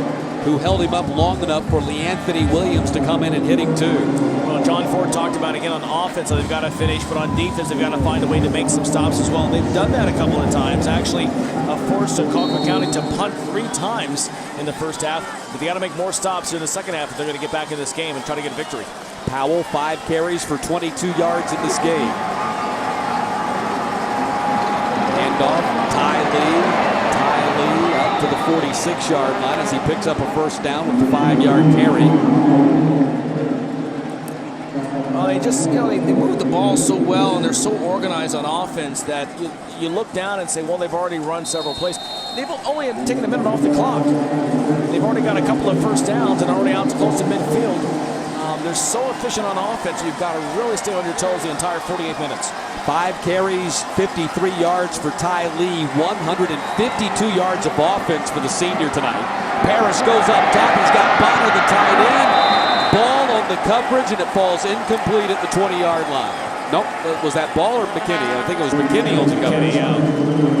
Yeah, Xavier McKinney, number 15 right there. It was a great job. There's Ball. Number 30, one more look at it, but again, nice job of the defense when Colquitt likes to sneak that receiver back behind the secondary, but Roswell's done a nice job of being right there, going for the ball. Great defensive play. Second down and 10, ball at the 46-yard line. Here comes a blitz. They pick it up, sling it out to Ty Lee. Ty Lee follows his blocker, gets knocked out of bounds at the 46. Xavier McKinney knocked him out of bounds, but not before Ty Lee picks up another 8 yards of receiving. That gives him over 100 yards in pass catching in this game. He just does so much for this Packer offense. Off the field right now, 4 of 7 on third downs, and Powell did not get the first down. Nate Powell gets stopped shy of the sticks, I believe, depending upon the spot. And they're going to say he got the first down. I thought he got stopped at the 45. Apparently, he got his body down to the 44. I thought he was stopped right there.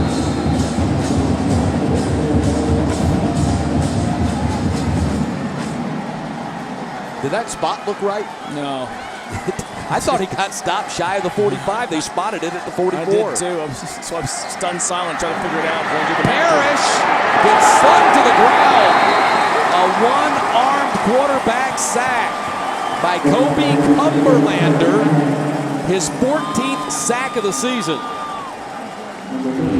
He just ran by and yanked him down with one arm, I think. Yeah, he sure did.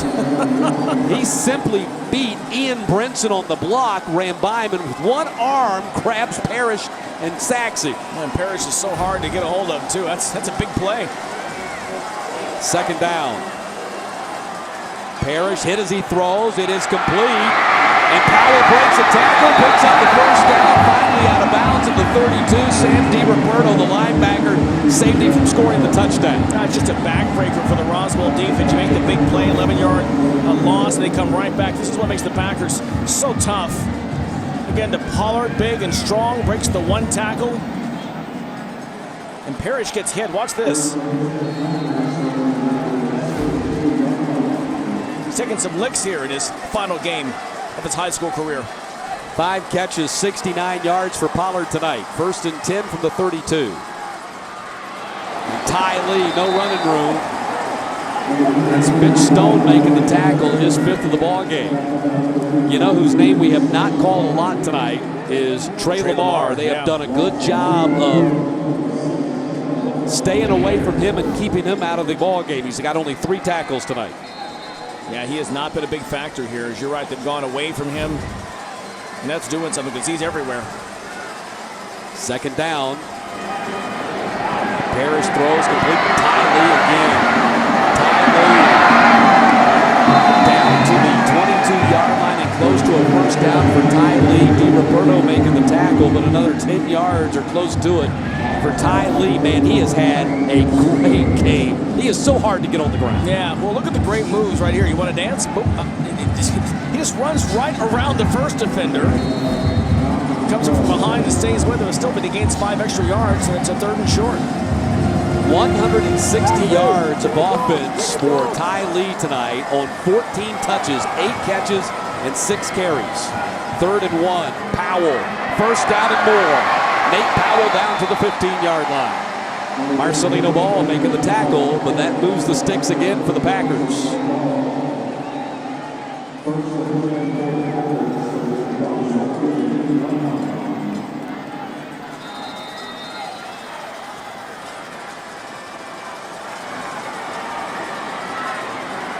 Parrish looks to the far side. That's complete to Ty Lee again. They just pitch and catch with Ty Lee all night.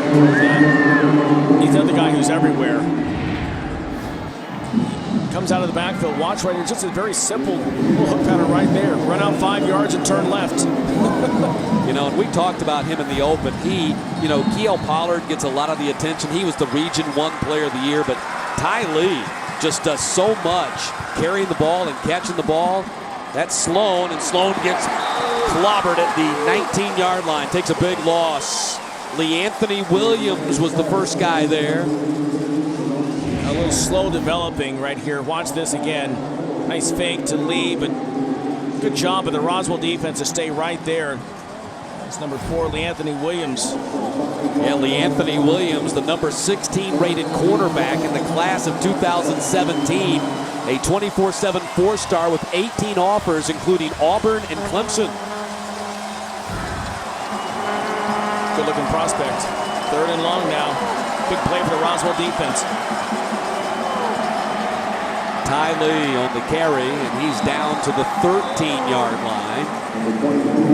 Pardon me, yeah, the 13-yard line. He picks up about 4 on that carry. Lamont Titus making the tackle. It's 4th down, and they'll try a field goal here. Just about everything Colquitt County does is close to some kind of record. Here is Luis Martinez. He has 31 career field goals. He is 31 of 45 in his career. He has 2 field goals from tying the state record for field goals in a career. And this is a 31-yard attempt.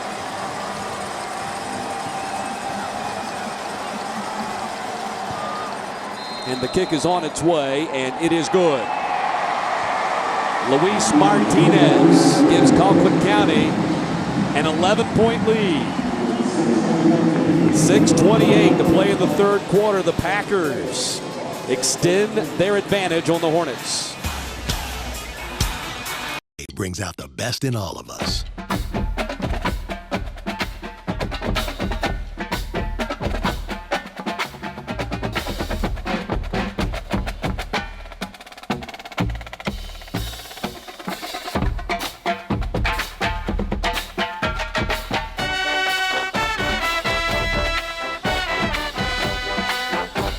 Regions, every day is game day.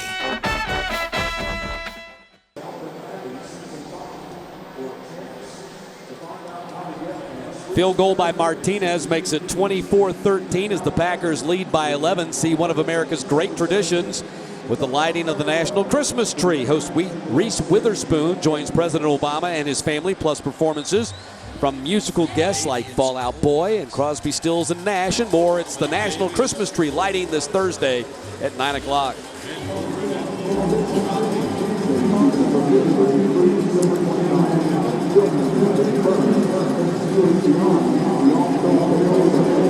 We've already passed 2,000 likes on Facebook. If you'd like to like us anytime during this broadcast, you will be entered to win a Samsung Galaxy tablet. You can find us on Facebook, Facebook/GPB Sports. Winner will be announced in the post-game show, so there's incentive to stay with us the rest of the night. Not that you would tune away from this game, with no doubt it's going to go out to the round. That was a very un-Colquitt-like 16-play drive. Yeah, 67 yards. And this is returned from the 1-yard line by Le'Anthony Williams. Up to the 23-yard line. That's where the Hornets will start on offense. Well, I think it's still a victory for the Roswell defense that you hold Colquitt to only a field goal. They want to score touchdowns. They want to score a lot of them. Well, I think the big victory, the big story tonight has been the Colquitt defense. Remember, this is a Roswell offense that averages just under 44 points per game. Twice in the red zone, they've held them to field goals. Yeah, great point. So 1st and 10 now for the Hornets. Pass thrown complete to Jayden Kama. And Kama, who is their top wide receiver, makes his first catch of the ball game. Going to your point about the Colquitt defense, we were mentioning earlier that they don't get the credit, I think, because the offense does score so much and they are so prolific. And again, there's so many weapons that you overlook what the defense does. And they've done a nice job this season. 1st and 10. Sheldon Evans on the carry. Quentin Moore making his 4th tackle of the ball game. That gives Evans 13 carries and north of 75 yards today.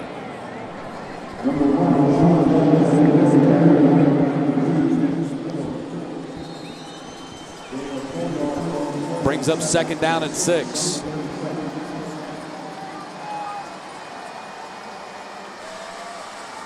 Neely keeps instead of handing off to Bluin, and Neely is up to the 42-yard line as Peterson makes the tackle. Neely picks up 5 on the play, and it's going to be 3rd down and 1.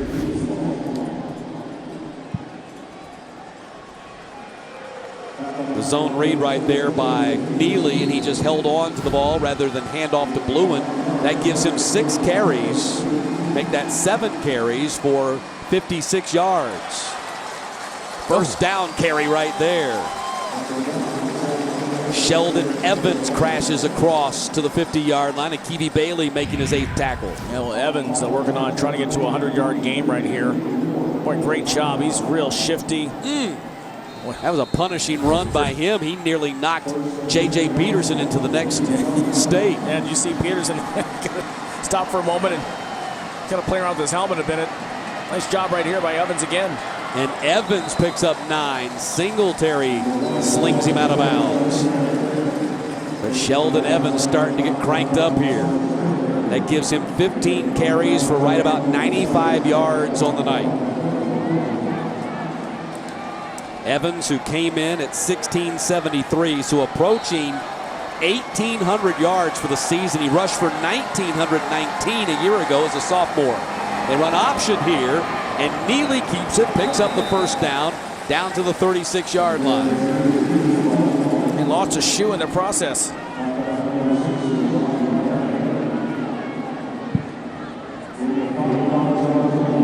Neely, what a great job he's done with this undefeated Roswell team. Gives them so many different options on offense. 2-year starter at Lovejoy before transferring to Roswell. Sheldon Evans stops and then drops the football. And I think, did he get back on top of it? He did. And very fortuitous bounce for Evans and the Hornets. We have not had a turnover from either team tonight. We nearly had one right there. Yeah, I think the ball, let's see. The defender ran by him and brushed up against him. Didn't even know he'd knocked the ball out of his hands. 2nd down and 10. Sheldon Evans again. Evans picks up 2 on that play. Roswell doing their best to try to pound Colquitt into submission here by running the ball right up the middle. And at the same time, eat some time off the clock too. John Ford told us 1st downs would be key in this ball game. They had only 9 to Colquitt's 15 in the 1st half.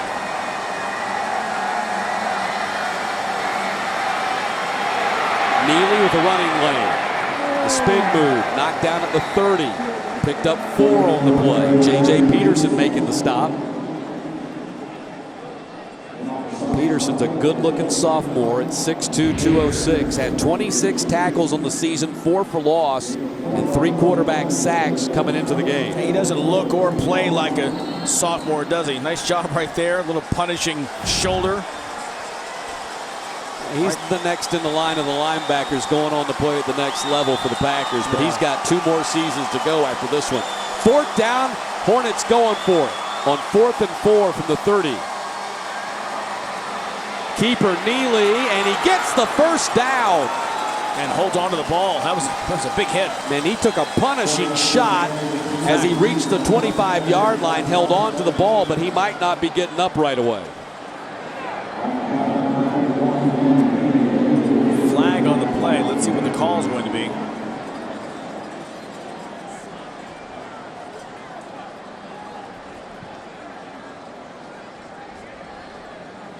And that would dramatically change their offense if Neely has to come out. Their backup is the sophomore, Walt Warren, who's passed the ball 10 times all year and run it 15 times, most of that in mop-up duty. Just want to look at it, see if we can see when the injury comes in. He takes a good pop right there. That's where the injury came in. Akibi Bailey put a hit on him, a little helmet to helmet as well right here. Working on his left leg a little bit down there, the trainers. He is still down on the ground. Yeah, they're looking at his left leg.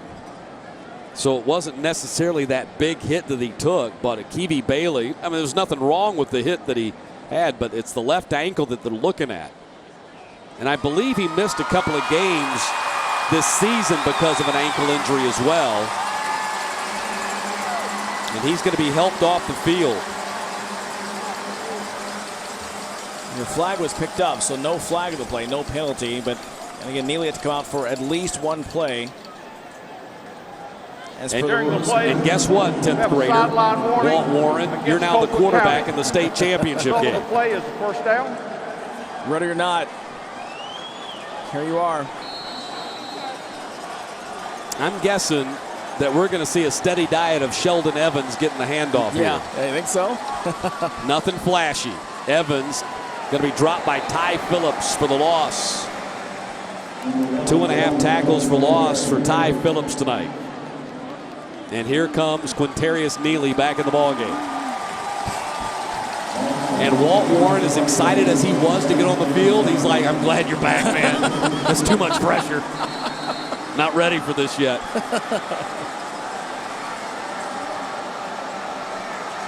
Second down and 11. Neely going up top, going for the home run in blue, and they run out of real estate there as the ball sails out of bounds, and it's 3rd down.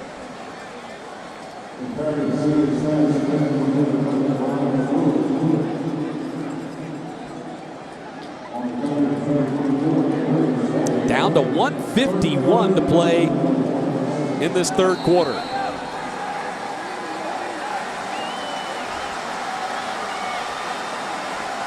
We had 24 points total scored in the 1st quarter, 13 cents. Pass thrown, incomplete. A.J. Smith, the targeted receiver inside the 10-yard line, and now it's 4th down again. So do you try another field goal? This would be roughly a 43-yarder, and they do bring Turner Barkoff on the field. Yeah, 11 yards is a lot to pick up right here. I don't think he's still 100%. He's awfully slow coming off the field. Barkoff has a long of 40 this season for the junior kicker. This is at the edge of his range. From 43 yards out. And the kick is on its way. The kick is end over end, and the kick is just short. Turner Barkoff comes up short on the 43-yard attempt. And the Packers' lead remains 11.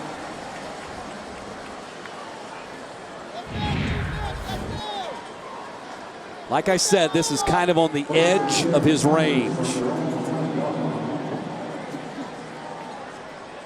And hope as he might, he couldn't get it over.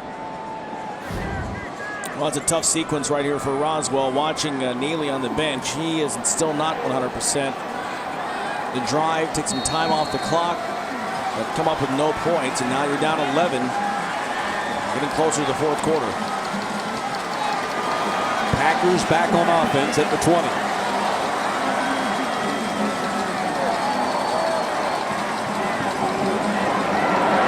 Harris hit as he throws, and it's caught. He slips a tackle up to the 34-yard line, 14-yard pickup. They brought a lot of pressure on Parrish, and they've been able to get a lot of pressure on Parrish here in the second half, but he's still getting the passes off. Just a nice job. Watch right here as that's where Thomas was going in motion. Gets the ball over there to him. Nice job. We haven't called his number much. He had a big game last week, but first big play of the game for him here. 1st and 10. Nate Powell, hand off to Powell. And Powell up to the 42-yard line, gets 7 on the play. Anthony Williams with his 7th tackle as we check in with John Nelson. To answer your question about Neely, no, he is not at 100%. He has still been chasing after that left ankle, and something to look at, guys. Those last 2 passes he threw, they were high because that left leg is that front foot. Everything's coming off the back foot. Yep. Good diagnosis there, Nelly. Couple of yards on that play right there. Now it's going to be 3rd down and short for the Packers. 3rd and 1 as we're right at 45 seconds to play in the 3rd.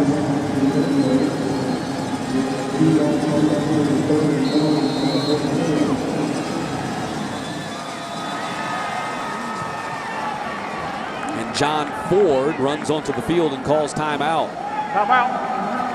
Wow. That will leave Roswell with 2. And anytime you're behind in a game like this, you hate to burn a timeout this early because you might need those timeouts late in this ball game to stop the clock in the attempt to get the ball back.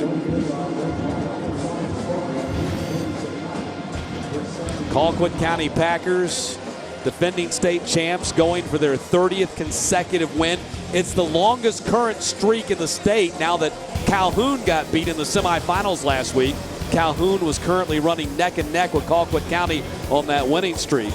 2nd straight Region 1 6A championship, 6th region championship overall. 7th straight year they've reached at least the semifinals. 81-19 the last 6 seasons. And their previous state championship prior to 2014 came in 1994 when the Packers went 15-0 under head coach Jim Hughes.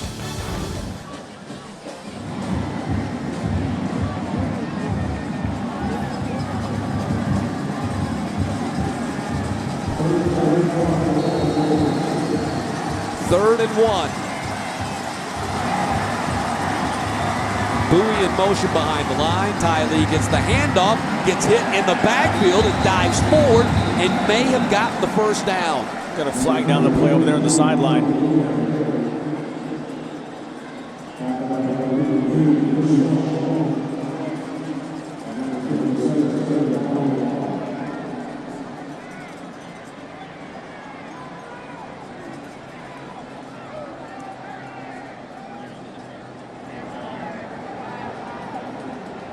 Well, the officials are talking to Roswell.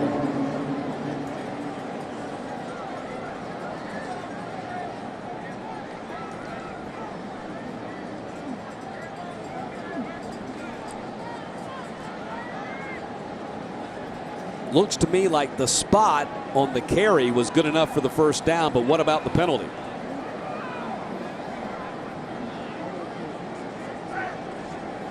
Neither coach looks happy. For what it's worth. I think they're tired of waiting. Yeah. During the play, I have sideline interference by Colquitt. 5-yard penalty. It was over the play, was the first down. So sideline interference was the call? Yeah, at the end of the play. So it is a first down, but then they mark it off 5 yards, so a first down at the 40-yard line. And 1st and 10. And I think you just saw Rush Propst's mouth. What was that call?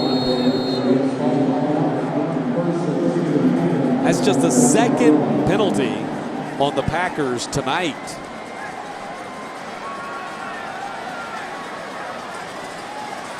This could be the final play of the 3rd quarter as we're down to 13 seconds. Pollard in motion behind the line.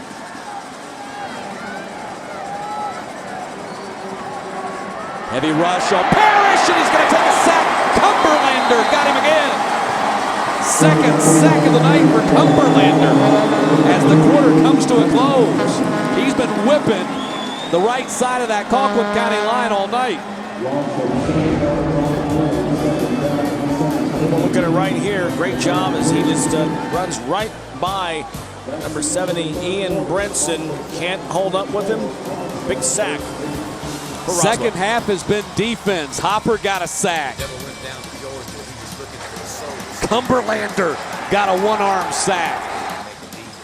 When he came across this young man sewing on the fiddle and playing it hot. And then a big play on the edge. Turned into a defensive battle. Orbera is the latest innovation in non-surgical weight loss. Orbera helps patients reach their weight loss goals successfully. The Orbera procedure is now available at Colquitt Regional.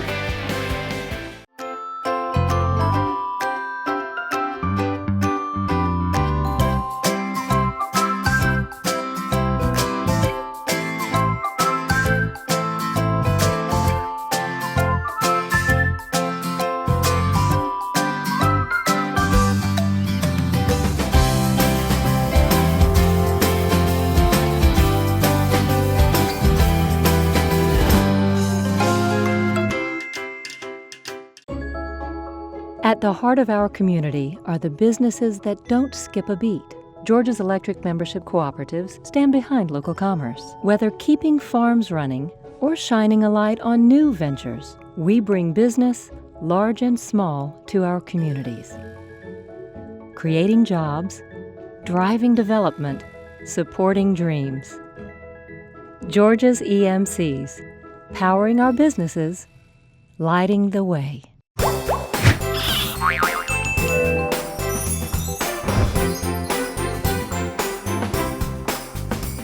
This program on GPB is made possible in part by supporters of the Georgia High School Association, including the following. This isn't just any team. This is your home team, okay? It's not about A team or B team. It's not about your boss telling you to be a team player or to take one for the team. No, home team is about pride. It's about standing strong, pulling together, and going crazy about a bad call you know is right. But because it was against your home team, it must be wrong. Look, some people just don't get it because it's not their team. But Farm Bureau Insurance does, because everyone needs a home team for insurance, and we are that.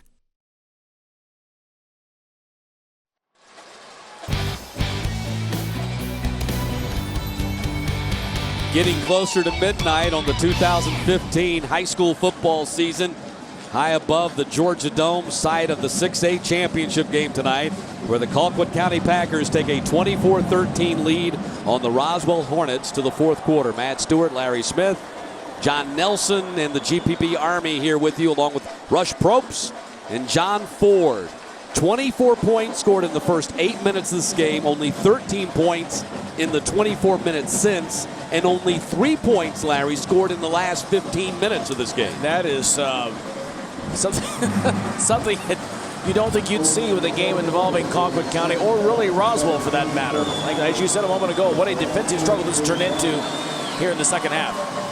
You add up their per game averages, and it's 91 points per game.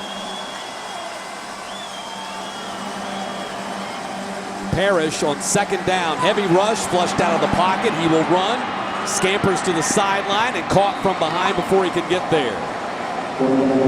Mitch Stone ran him down. 7th tackle of the night for Mitch Stone. A big play right here for Parrish.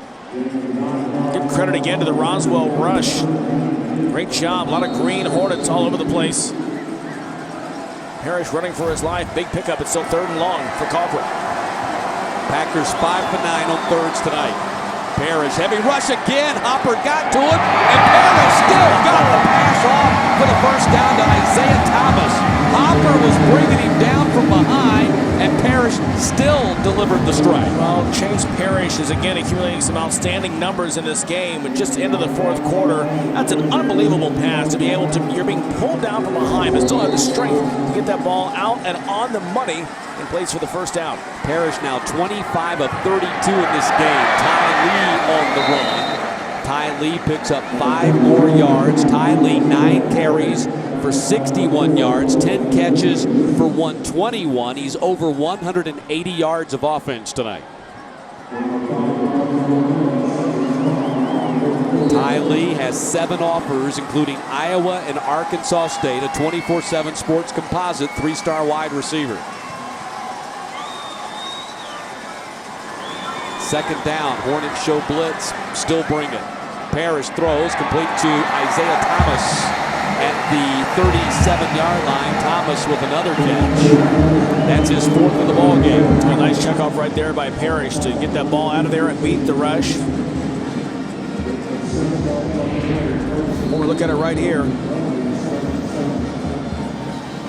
Quick throw, gets it out there. Again, one of the many weapons the Packers have on offense. 1st and 10. Parrish going to Pollard and broken up by Justice Harris. Justice Harris is the other guy in that secondary that doesn't get quite the recognition as everybody else, but that was his 20th pass breakup of the season. Yeah, great play right here. Almost had an interception. All 4 members of the Roswell second team earned Region 5 6A first team honors.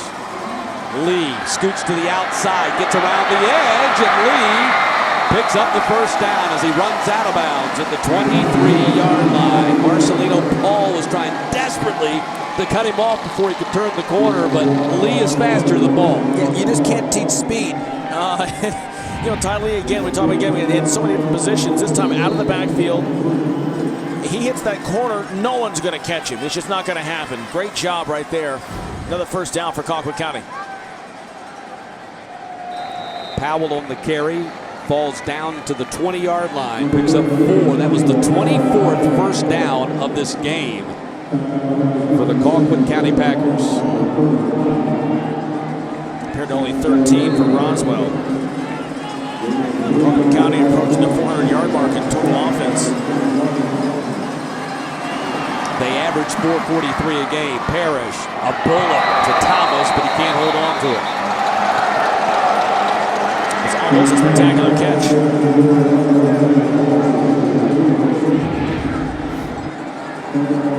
We'll look at it right here. Parrish throws a nice ball.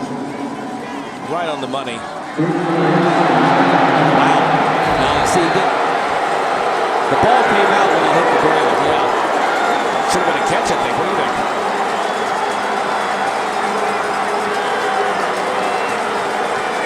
I think on that play, you've got to hold on to the ball when you hit the ground. Yeah. 3rd down. Complete to Pollard. Pollard down to the 9, and that's a first down for the Packers. 1st and goal to go now. Pollard again. You know, when he's a guy you can go to only in certain situations, and he makes these things happen. Parrish to Pollard. How many times have we called that combination during a season? Puts it right on the money. 1st and goal now for the Packers. 6th catch of the night for Pollard. Ty Lee now takes the direct snap. Comes to the near side. He gets dragged down from behind by Mitch Stone at the 7-yard line. Stone with his 8th tackle of the ball game. We'll look at it right here. Parrish out of the game. Ty Lee, they love to run this and they get deep inside the 10-yard line. It's about the 4th time we've seen this, either with Lee or with Pollard taking the direct snap. Mitch Stone, the sophomore linebacker, has really stepped up for the Hornets this season after they lost junior Justin Ellis to a broken ankle. And Ellis is a good one. He'll be back next year for his senior season. He's a D1 prospect too with an offer from Georgia Southern. Parrish takes the direct snap. He's being chased from behind, trying to get to the edge. He won't. And that is Trey Lamar, who would not let him turn the corner. They all 6'4", 240 of him. Clemson commit. Shows the great, not just the size and speed. Watch him right there at the top of your screen. Running, fighting off possible defenders. Stays right with Parrish. And right there to make the tackle. 3rd down and goal from the 9. Parrish fires to the end zone, incomplete, looking for Pollard. And now it's 4th down. And Luis Martinez will get a chance to extend the Colquitt County lead and tie the state record for career field goals. Another win, though, for the Roswell defense as you keep Colquitt out of the end zone. And plus, a field goal here keeps it within 2 touchdowns. Okay. But you have not scored a touchdown for Roswell since the second play of the game. Yeah, so that's the other side of this. You're going to have to find a way to get to the end zone if you're going to have any chance of winning this. And more than once. 26-yard field goal attempt for Martinez. And he pumps it through, and he has now tied the state record for career field goals. And he's given his team a 2-touchdown lead with 8 minutes and 55 seconds to play in the 6A state championship game. Colquitt County now with a 27-13 lead on Roswell as time is winding down. The GHSA Championship is made possible in part by Regions Bank. It's time to expect more. Georgia's Electric Membership Corporation, lighting the way. Technical College System of Georgia, learn more, earn more. Cigna, together all the way. And viewers like you, thank you. The GHSA would like to thank Georgia Farm Bureau Insurance.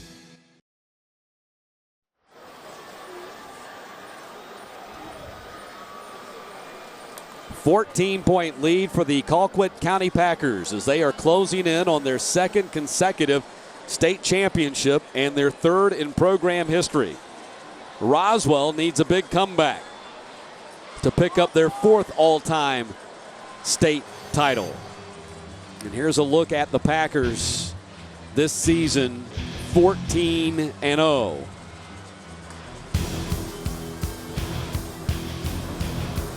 29 straight victories.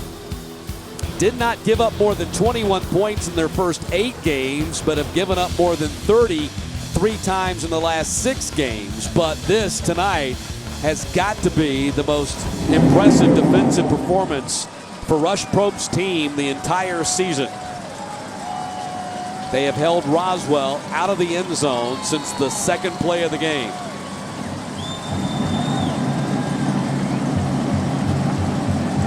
TCSG scoring drive, 18 plays, 71 yards on that.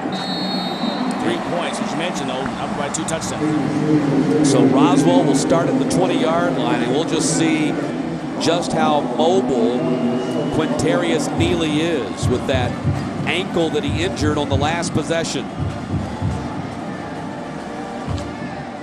And he is very slowly trotting onto the field.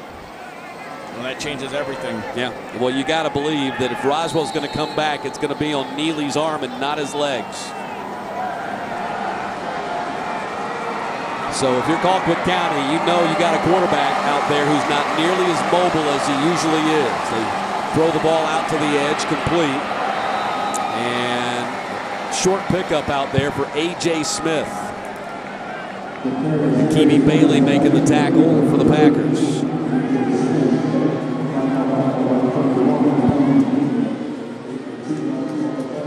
Just a 2-yard pickup, 2nd down and 8. Clock continues to run. That was the 3rd catch of the ball game for A.J. Smith.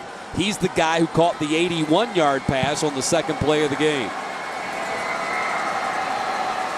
A lot of time here on offense. Need 2 touchdowns. High throw to A.J. Smith. As John Nelson pointed out, as they were working on his ankle, because of that ankle, not only is he not able to run the ball, he's not able to plant and throw as well, and that's why a lot of his passes are going high. Yeah, the last 3 have gone high. You see there, he's kind of sidearming it. It's really not very good form, not stepping into it, trying to protect that ankle. It's the left ankle that's bothering him. Hornets 2 of 9 on 3rd down conversions.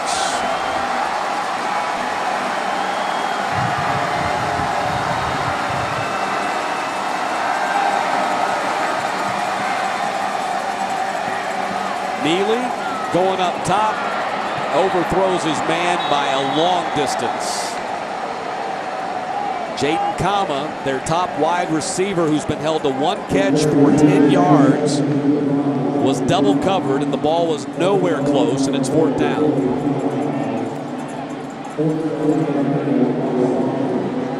Big stop right here for the Colquitt defense. Time now becomes an issue. Nearly 8 minutes to go.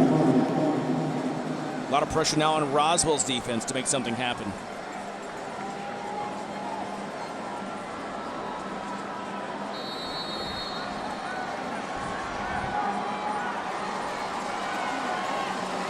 Jack Piggott, 3 for 40-yard average in the first half punting the ball. This is his first punt of the second half.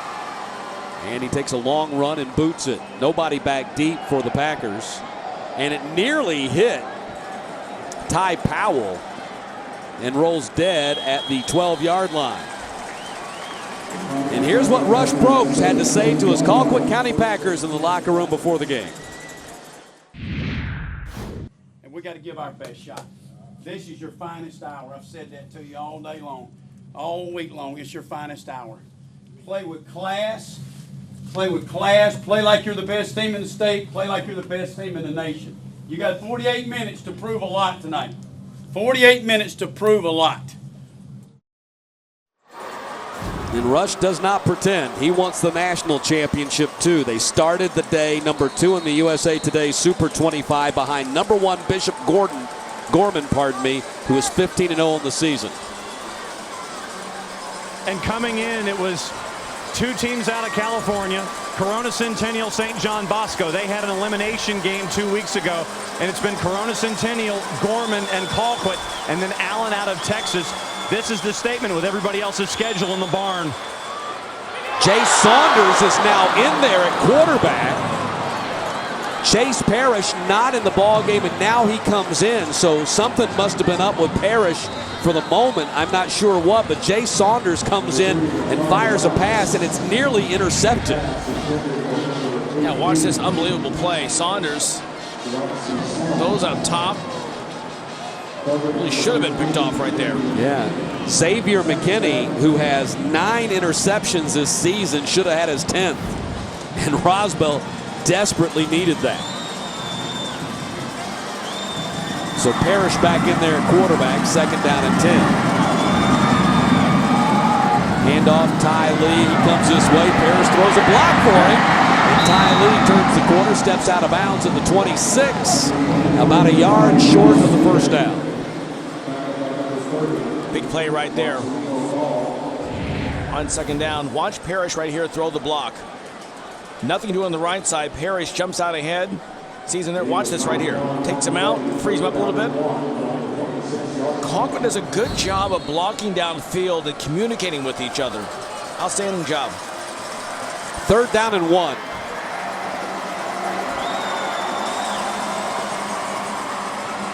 Powell picks up the first down. Out to the 37-yard line as Powell picks up 11 on that play. Yeah, and more importantly, they keep the clock running. They'll restart once the chains move. One more look at it here. Powell turns the corner. Nobody around. First down. So 1st and 10, ball at the 37-yard line. 10 carries, 53 yards for Powell tonight. Stays in the ball game next to Parrish.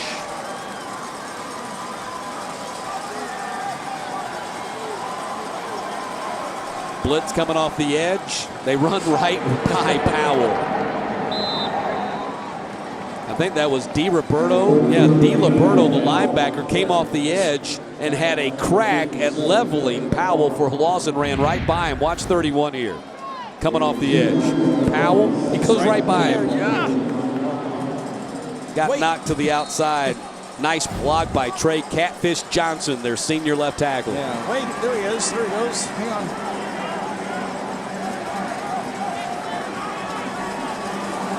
Down to 6.5 minutes to play in the 6A final. Complete out on the edge. Ty Lee again. 11 catches for Lee tonight. Cade Gonzalez made that tackle. So 12 carries for Lee, 86 yards, and 11 catches tonight for 125 yards.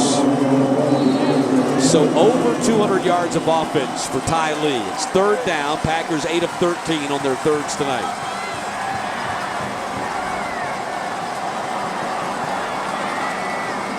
Yeah, Lee came out of the game, didn't realize it. Really 10 men on the field, so he came back on the field. Lined up now next to Parrish.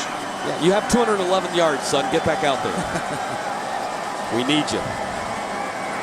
Parrish throws, and Bowie, the tight end, can't come up with it.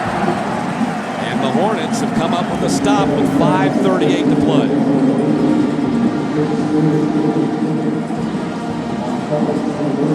That's a big play right there, but again, 5:38.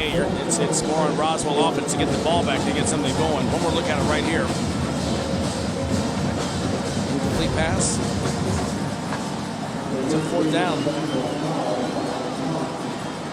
Think they're making dinner plans? If you're a lip reader, turn away. Powell to punt.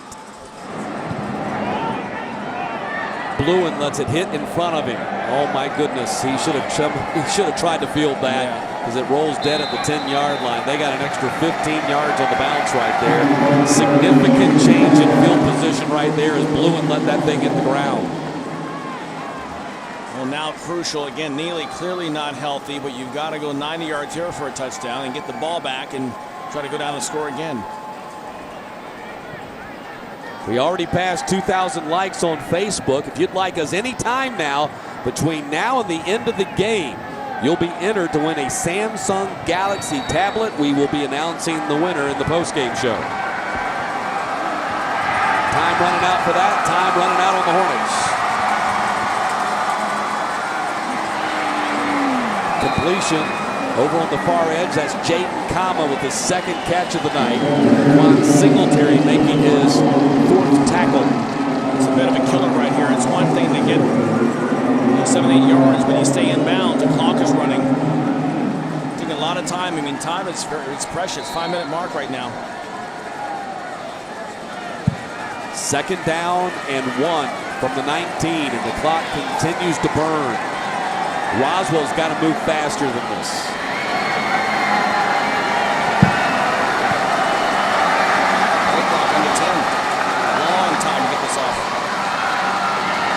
Going up top and looking for Kama again. Hit his hands, but he couldn't come up with it.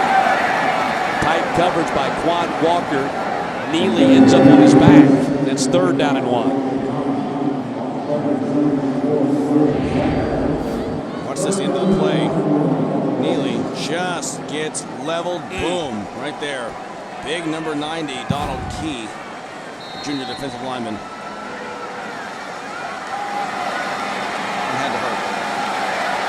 Third and 1.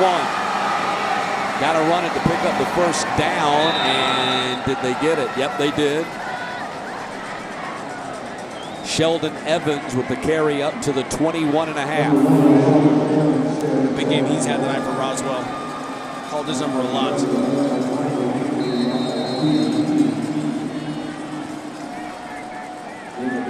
Evans 19 carries right at 100 yards.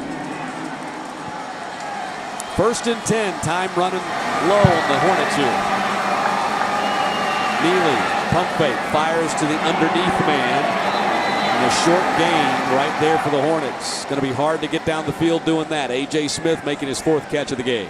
Yeah, and again, the clock keeps rolling. And Keevy Bailey with his 11th tackle tonight. Now under 4 minutes to play. They burned a minute and moved about 14 yards. Yeah, you can't do that. You've got to start going vertical, looking downfield. Do the math. Screen thrown to Kama, and Kama gets cut down. Nice open field tackle by Rakeem Hightower. Good job. I understand Kama trying to get as many yards as possible, but he ran away from the sideline. Hey, right now the clock is against you. The sideline helps you stop it.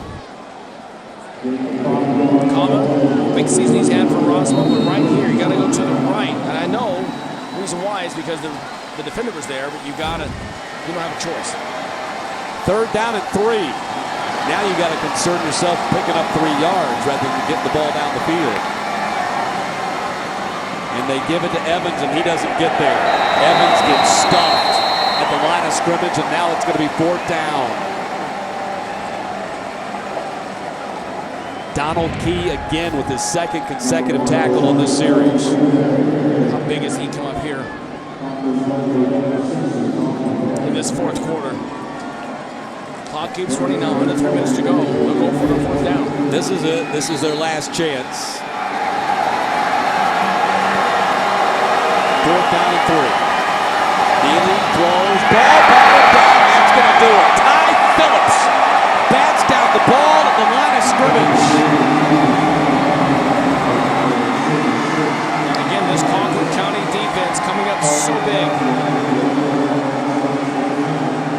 As mentioned, Roswell scoring a lot of points. Prolific offense, but not tonight.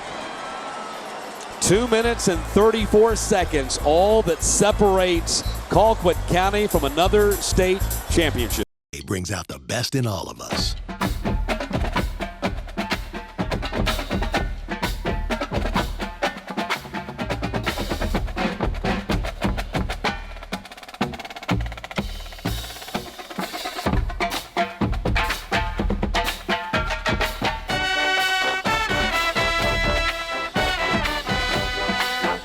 At Regions, every day is game day. At the heart of our community are the businesses that don't skip a beat. Georgia's electric membership cooperatives stand behind local commerce. Whether keeping farms running or shining a light on new ventures, we bring business, large and small, to our communities. Creating jobs, driving development, supporting dreams. Georgia's EMCs, powering our businesses, lighting the way. Nothing prepares you better for a great career than the Technical College System of Georgia. TCSG colleges produce graduates with the knowledge and training today's top employers are looking for. With campuses across Georgia, state-of-the-art facilities, and outstanding instructors with real-world experience, it's the kind of affordable college education that will fast-track you into a rewarding career. We're building a better future for you. Contact the TCSG college in your area today or go to tcsg.edu. You exercise. You choose the salad, occasionally. But staying well, physically, financially, emotionally, is hard on your own. So Cigna's got your back and your knees 24/7. Cigna's there to answer your questions, or when you need some coaching. In sickness and in health, Cigna's there, helping you to get well and stay well. That's having a partner who's with you all the way. Cigna. Chase Parrish and the Colquitt County Packers, 2:34 away from their 2nd consecutive state title. Let's check in with John Nelson. Seeing him in the 4th quarter, about 5.5 minutes to go in regulation. Chase Parrish was looking at his offensive line and his skill players saying, we got 5.5 minutes. We've got to win this game. And he said that sentence over and over and over again. Think of the effort that this guy has given us tonight, considering that he was not feeling well and was in the hospital earlier this week. Matt and Larry, my question for you. He's 2.5 minutes away from going 30-0 as a starter. How is he not getting major looks on the college level? Well, it's his size that's holding him back because the major colleges look at the metrics. He is getting looks from Samford and West Georgia. West Georgia today knocked out in the semifinals of the D2 playoffs. That's a good program. Nate Powell on the run. Time now runs. Parrish, 28 of 39 passing for 306 yards and a touchdown tonight. He's down, but John, to your point, I'm getting texts right now from a friend who played college football asking the same question. Yeah, I mean, you know, they have these measurements, and if you don't fit in their box, but he has had a great career. 70 career touchdown passes, the all-time leading passer in Colquitt County history. He set that record tonight. He set the single season record tonight. In both instances, he broke Tyler Brown's records. He goes to the sideline as Ty Lee will take the direct snap. And Lee down to the 28-yard line as the clock now down to 90 seconds. Think about what Colquitt has been able to do. They've been playing teams from around the Southeast. They are now to the point where they're looking for national competition in 2016. 40 seniors, 37 juniors, so they're just coming in waves in Moultrie now. Well, Rush Probst is at the forefront of the movement for a national high school championship game. And they thought they had something lined up for next weekend, December 19th. A matchup against IMG Academy would not necessarily be a true national championship game. But right now, all we have is the mythical national championship, teams that get voted. And it looks like Colquitt County will finish as the #2 team in the nation behind Bishop Gorman. But he says the day is coming in the next 5 years, certainly, where there will be some sort of a national high school playoff. He believes that. There are certain things that have to fall in line, obviously, and you know that the audience is there. All you have to do is look at what we've been able to do here for the last 40 hours on Georgia Public Broadcasting. You've got big crowds coming in, supporting all these squads from around the state of Georgia. And I agree with him. I think the day is coming. You're going to have 4 teams probably playing for a national title. And right now, one of the top contenders, you're seeing them right here at the Georgia Dome.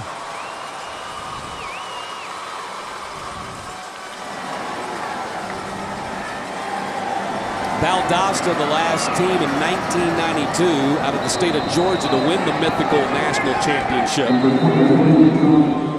And Rush Probst's team currently ranked #2 in the nation. They're going to be #1 in the state of Georgia, locked down in the next 84 seconds.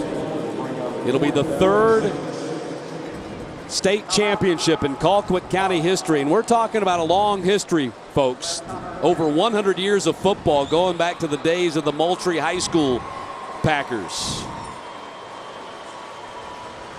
This is their 103rd season overall of football in Moultrie, Georgia. Then a shout out to Jerry Wright, 92 years young, watching down in St. Simons. One of the oldest living Packers, part of that 1941 squad. So he's been keeping an eye on things as well. That's amazing. You have that kind of history. We look at these teams. Last night we saw a team, Allatoona, win a state championship in their 6th year of varsity football. We're witnessing a team in their 103rd year of football. And this is for the record.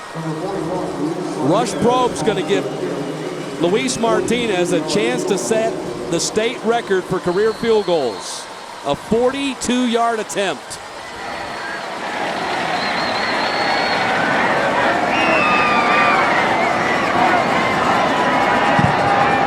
And it is good. Another record. Luis Martinez now holds the record for most field goals in a career. That is career field goal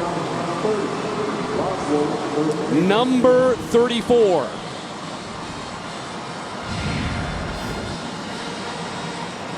Martinez, another man with his name in the state record books. Wow. As the Packers just keep mowing down the record book. They've already set the state record for highest scoring team, a record they set a year ago. They broke it tonight.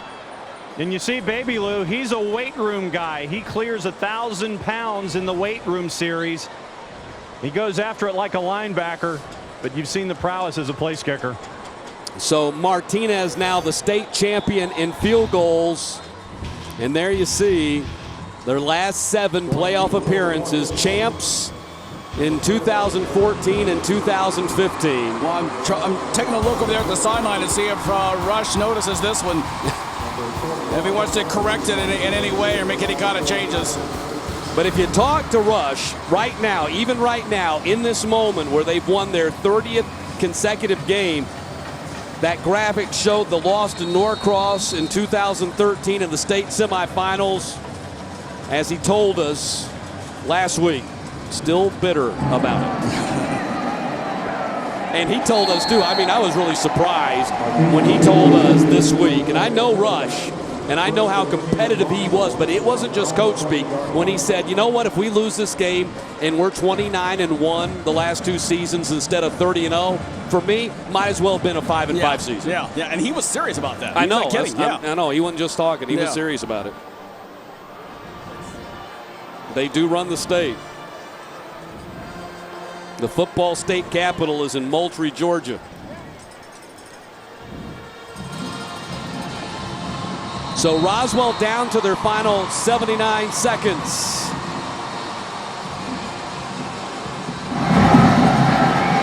Neely scrambles as best he can and throws downfield. And that is going to be a catch at the 34-yard line.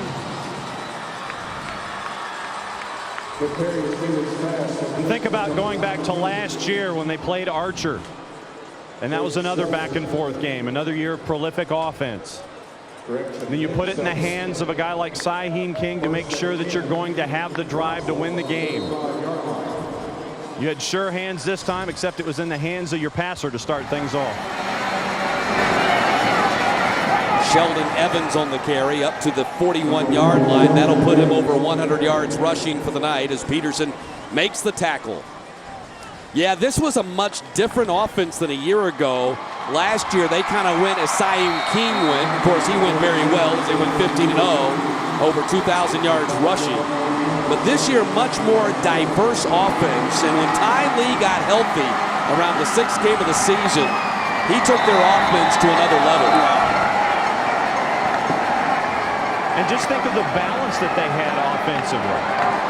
It wasn't just one guy week after week. There you see Kiel Pollard. Great part of the offense. Kiel's your long snapper for Baby Lou on those field goals. So he and Chase are part of that record as well. Well, again, and the defense. We talked about what Roswell did on offense all season long, and the defense holding them to 13 points tonight. You can't discredit what they've done on that end as well. Yeah, their finest defensive hour of the season as Kama makes the tackle, makes the catch at the 45-yard line. And think of where Roswell was. We had the graphic just a handful of years ago. Yeah. 0-10. You see what John Ford has been able to do in 2 years? Coming from a championship tie in 06 with Tim McFarland. Pass falls incomplete inside the 10-yard line. Yeah, there's no question. And even though they will lose this state championship game, they will finish with the best record in program history. Even the year they won in 2006, they were 13-1-1, that one coming in the state championship game, that one tie when they tied Peachtree Ridge. So they'll finish 14-1 and the best overall record in school history, but they'll come up 1 win short of their coveted goal. Not a lot of teams have held Colquitt to 30 points in a game either this year. Ty Phillips with the quarterback sack, and that is going to be it. Rush Probst wins another state championship. It's his 7th of his career. 5 at Hoover, and now 2 in a row at Colquitt County.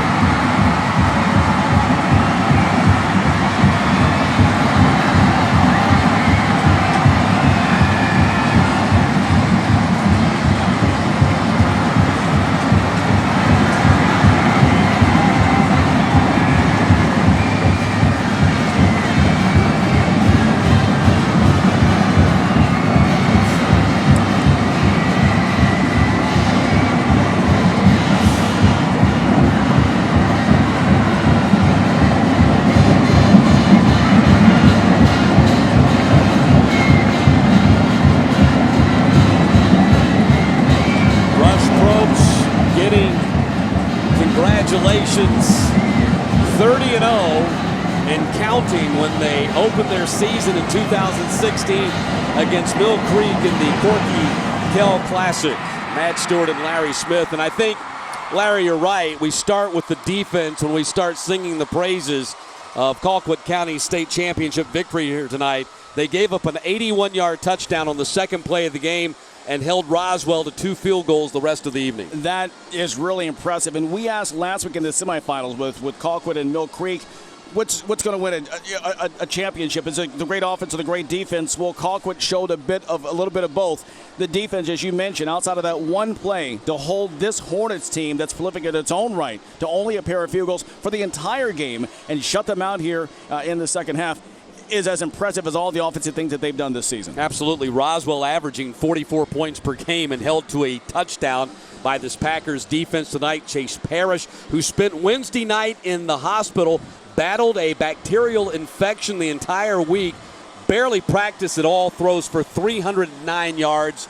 He finishes his career with 70 touchdown passes, 30-0 as a starter, and the all-time career passing leader in Packers history. Just impressive. And, Rush was talking earlier this week. He said he's just what a special player that he is. We've talked before. John mentioned here, you got to think there's got to be some college program out there somewhere looks at this kid and what he can accomplish on the field.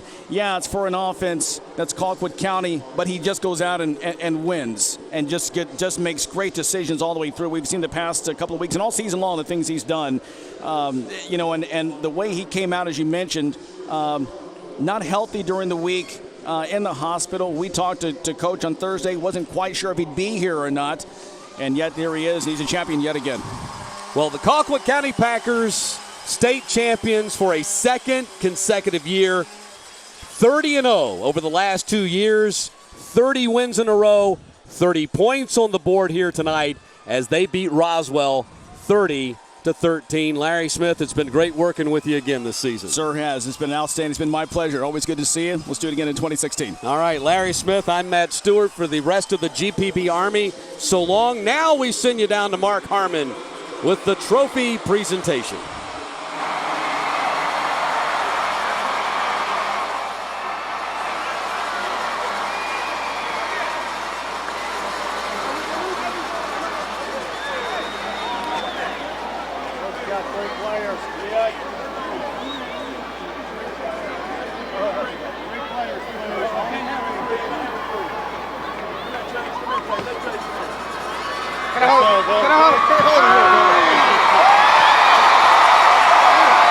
It is time now for the trophy presentation in Class 6A as Colquitt County goes back to back for championship. I turn the microphone over now to Gary Phillips, the Executive Director of the GHSA, for the trophy presentation. Coach Probst, on behalf of the entire Georgia High School Association, all of our member schools, we want to congratulate you on this championship. 30-0, Coach. Way to go. Congratulations to Colquitt County High School. Here's our friends from Georgia Farm Bureau for the trophy presentation. Thank you. Thank you. On behalf of Georgia Farm Bureau Insurance, Coach, we present to you the 2015 championship trophy. Congratulations.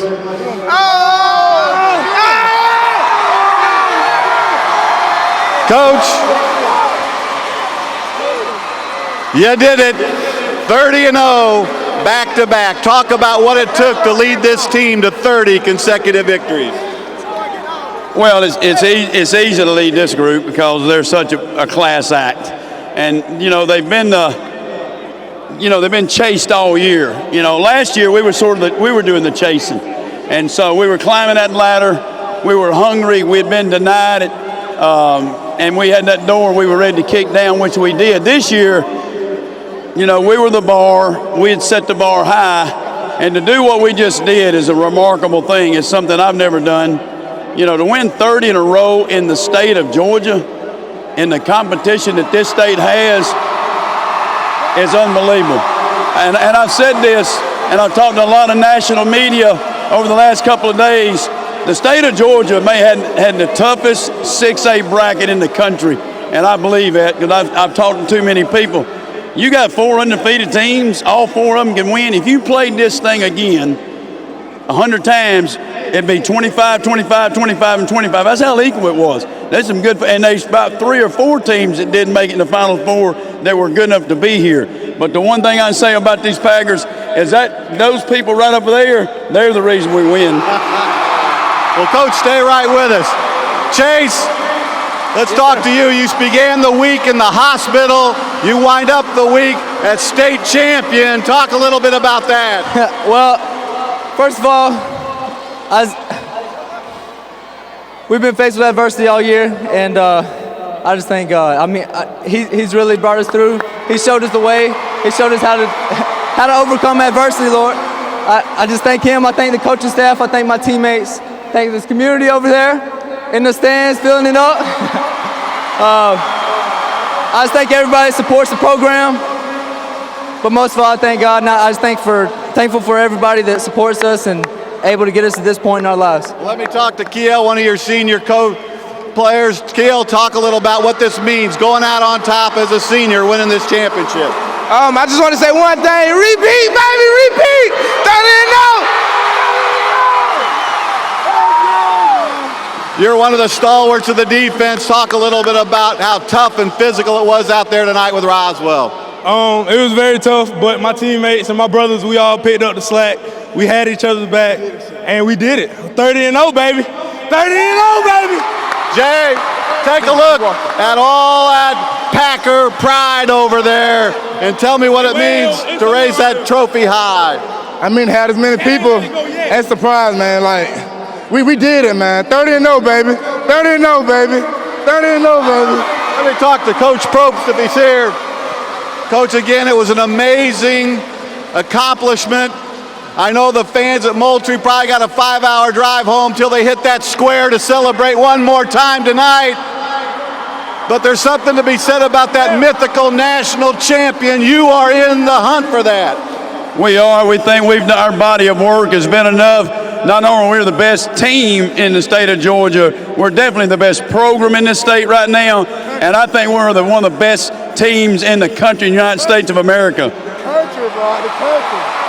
Coach, it's been great to have you a part of GPB. We traveled down to Moultrie to televise one of your regular season games. It's great to have a regular season game and then wrap it up here in the Dome with you. Yeah, it was. You know, we started here back on August the 21st in the Dome, playing in a great Corky Kill Classic. Y'all came and televised our Valdosta game, and then the finish here at the Dome. It's just been a wonderful year. But I'd be remiss to say that, you know, our administration has been dead on now. I mean, I cannot say how much that Kevin Giddens and Stephanie Terrell and Dr. Sam DePaul and our Board of Education and what it means, and to allow us to do this fan base, and especially you. The GPB broadcast is by far the best broadcast in the country. And, you know, a lot of people watched this game tonight. And it was a big-time game. But I am just proud of a community as I've ever been proud of one now, because to win 2 in a row in this state is awfully tough to do. Coach, congratulations. You have a brand new school down there and another nice trophy to put in there. Colquitt County, the 6A champs for 2015. Congratulations.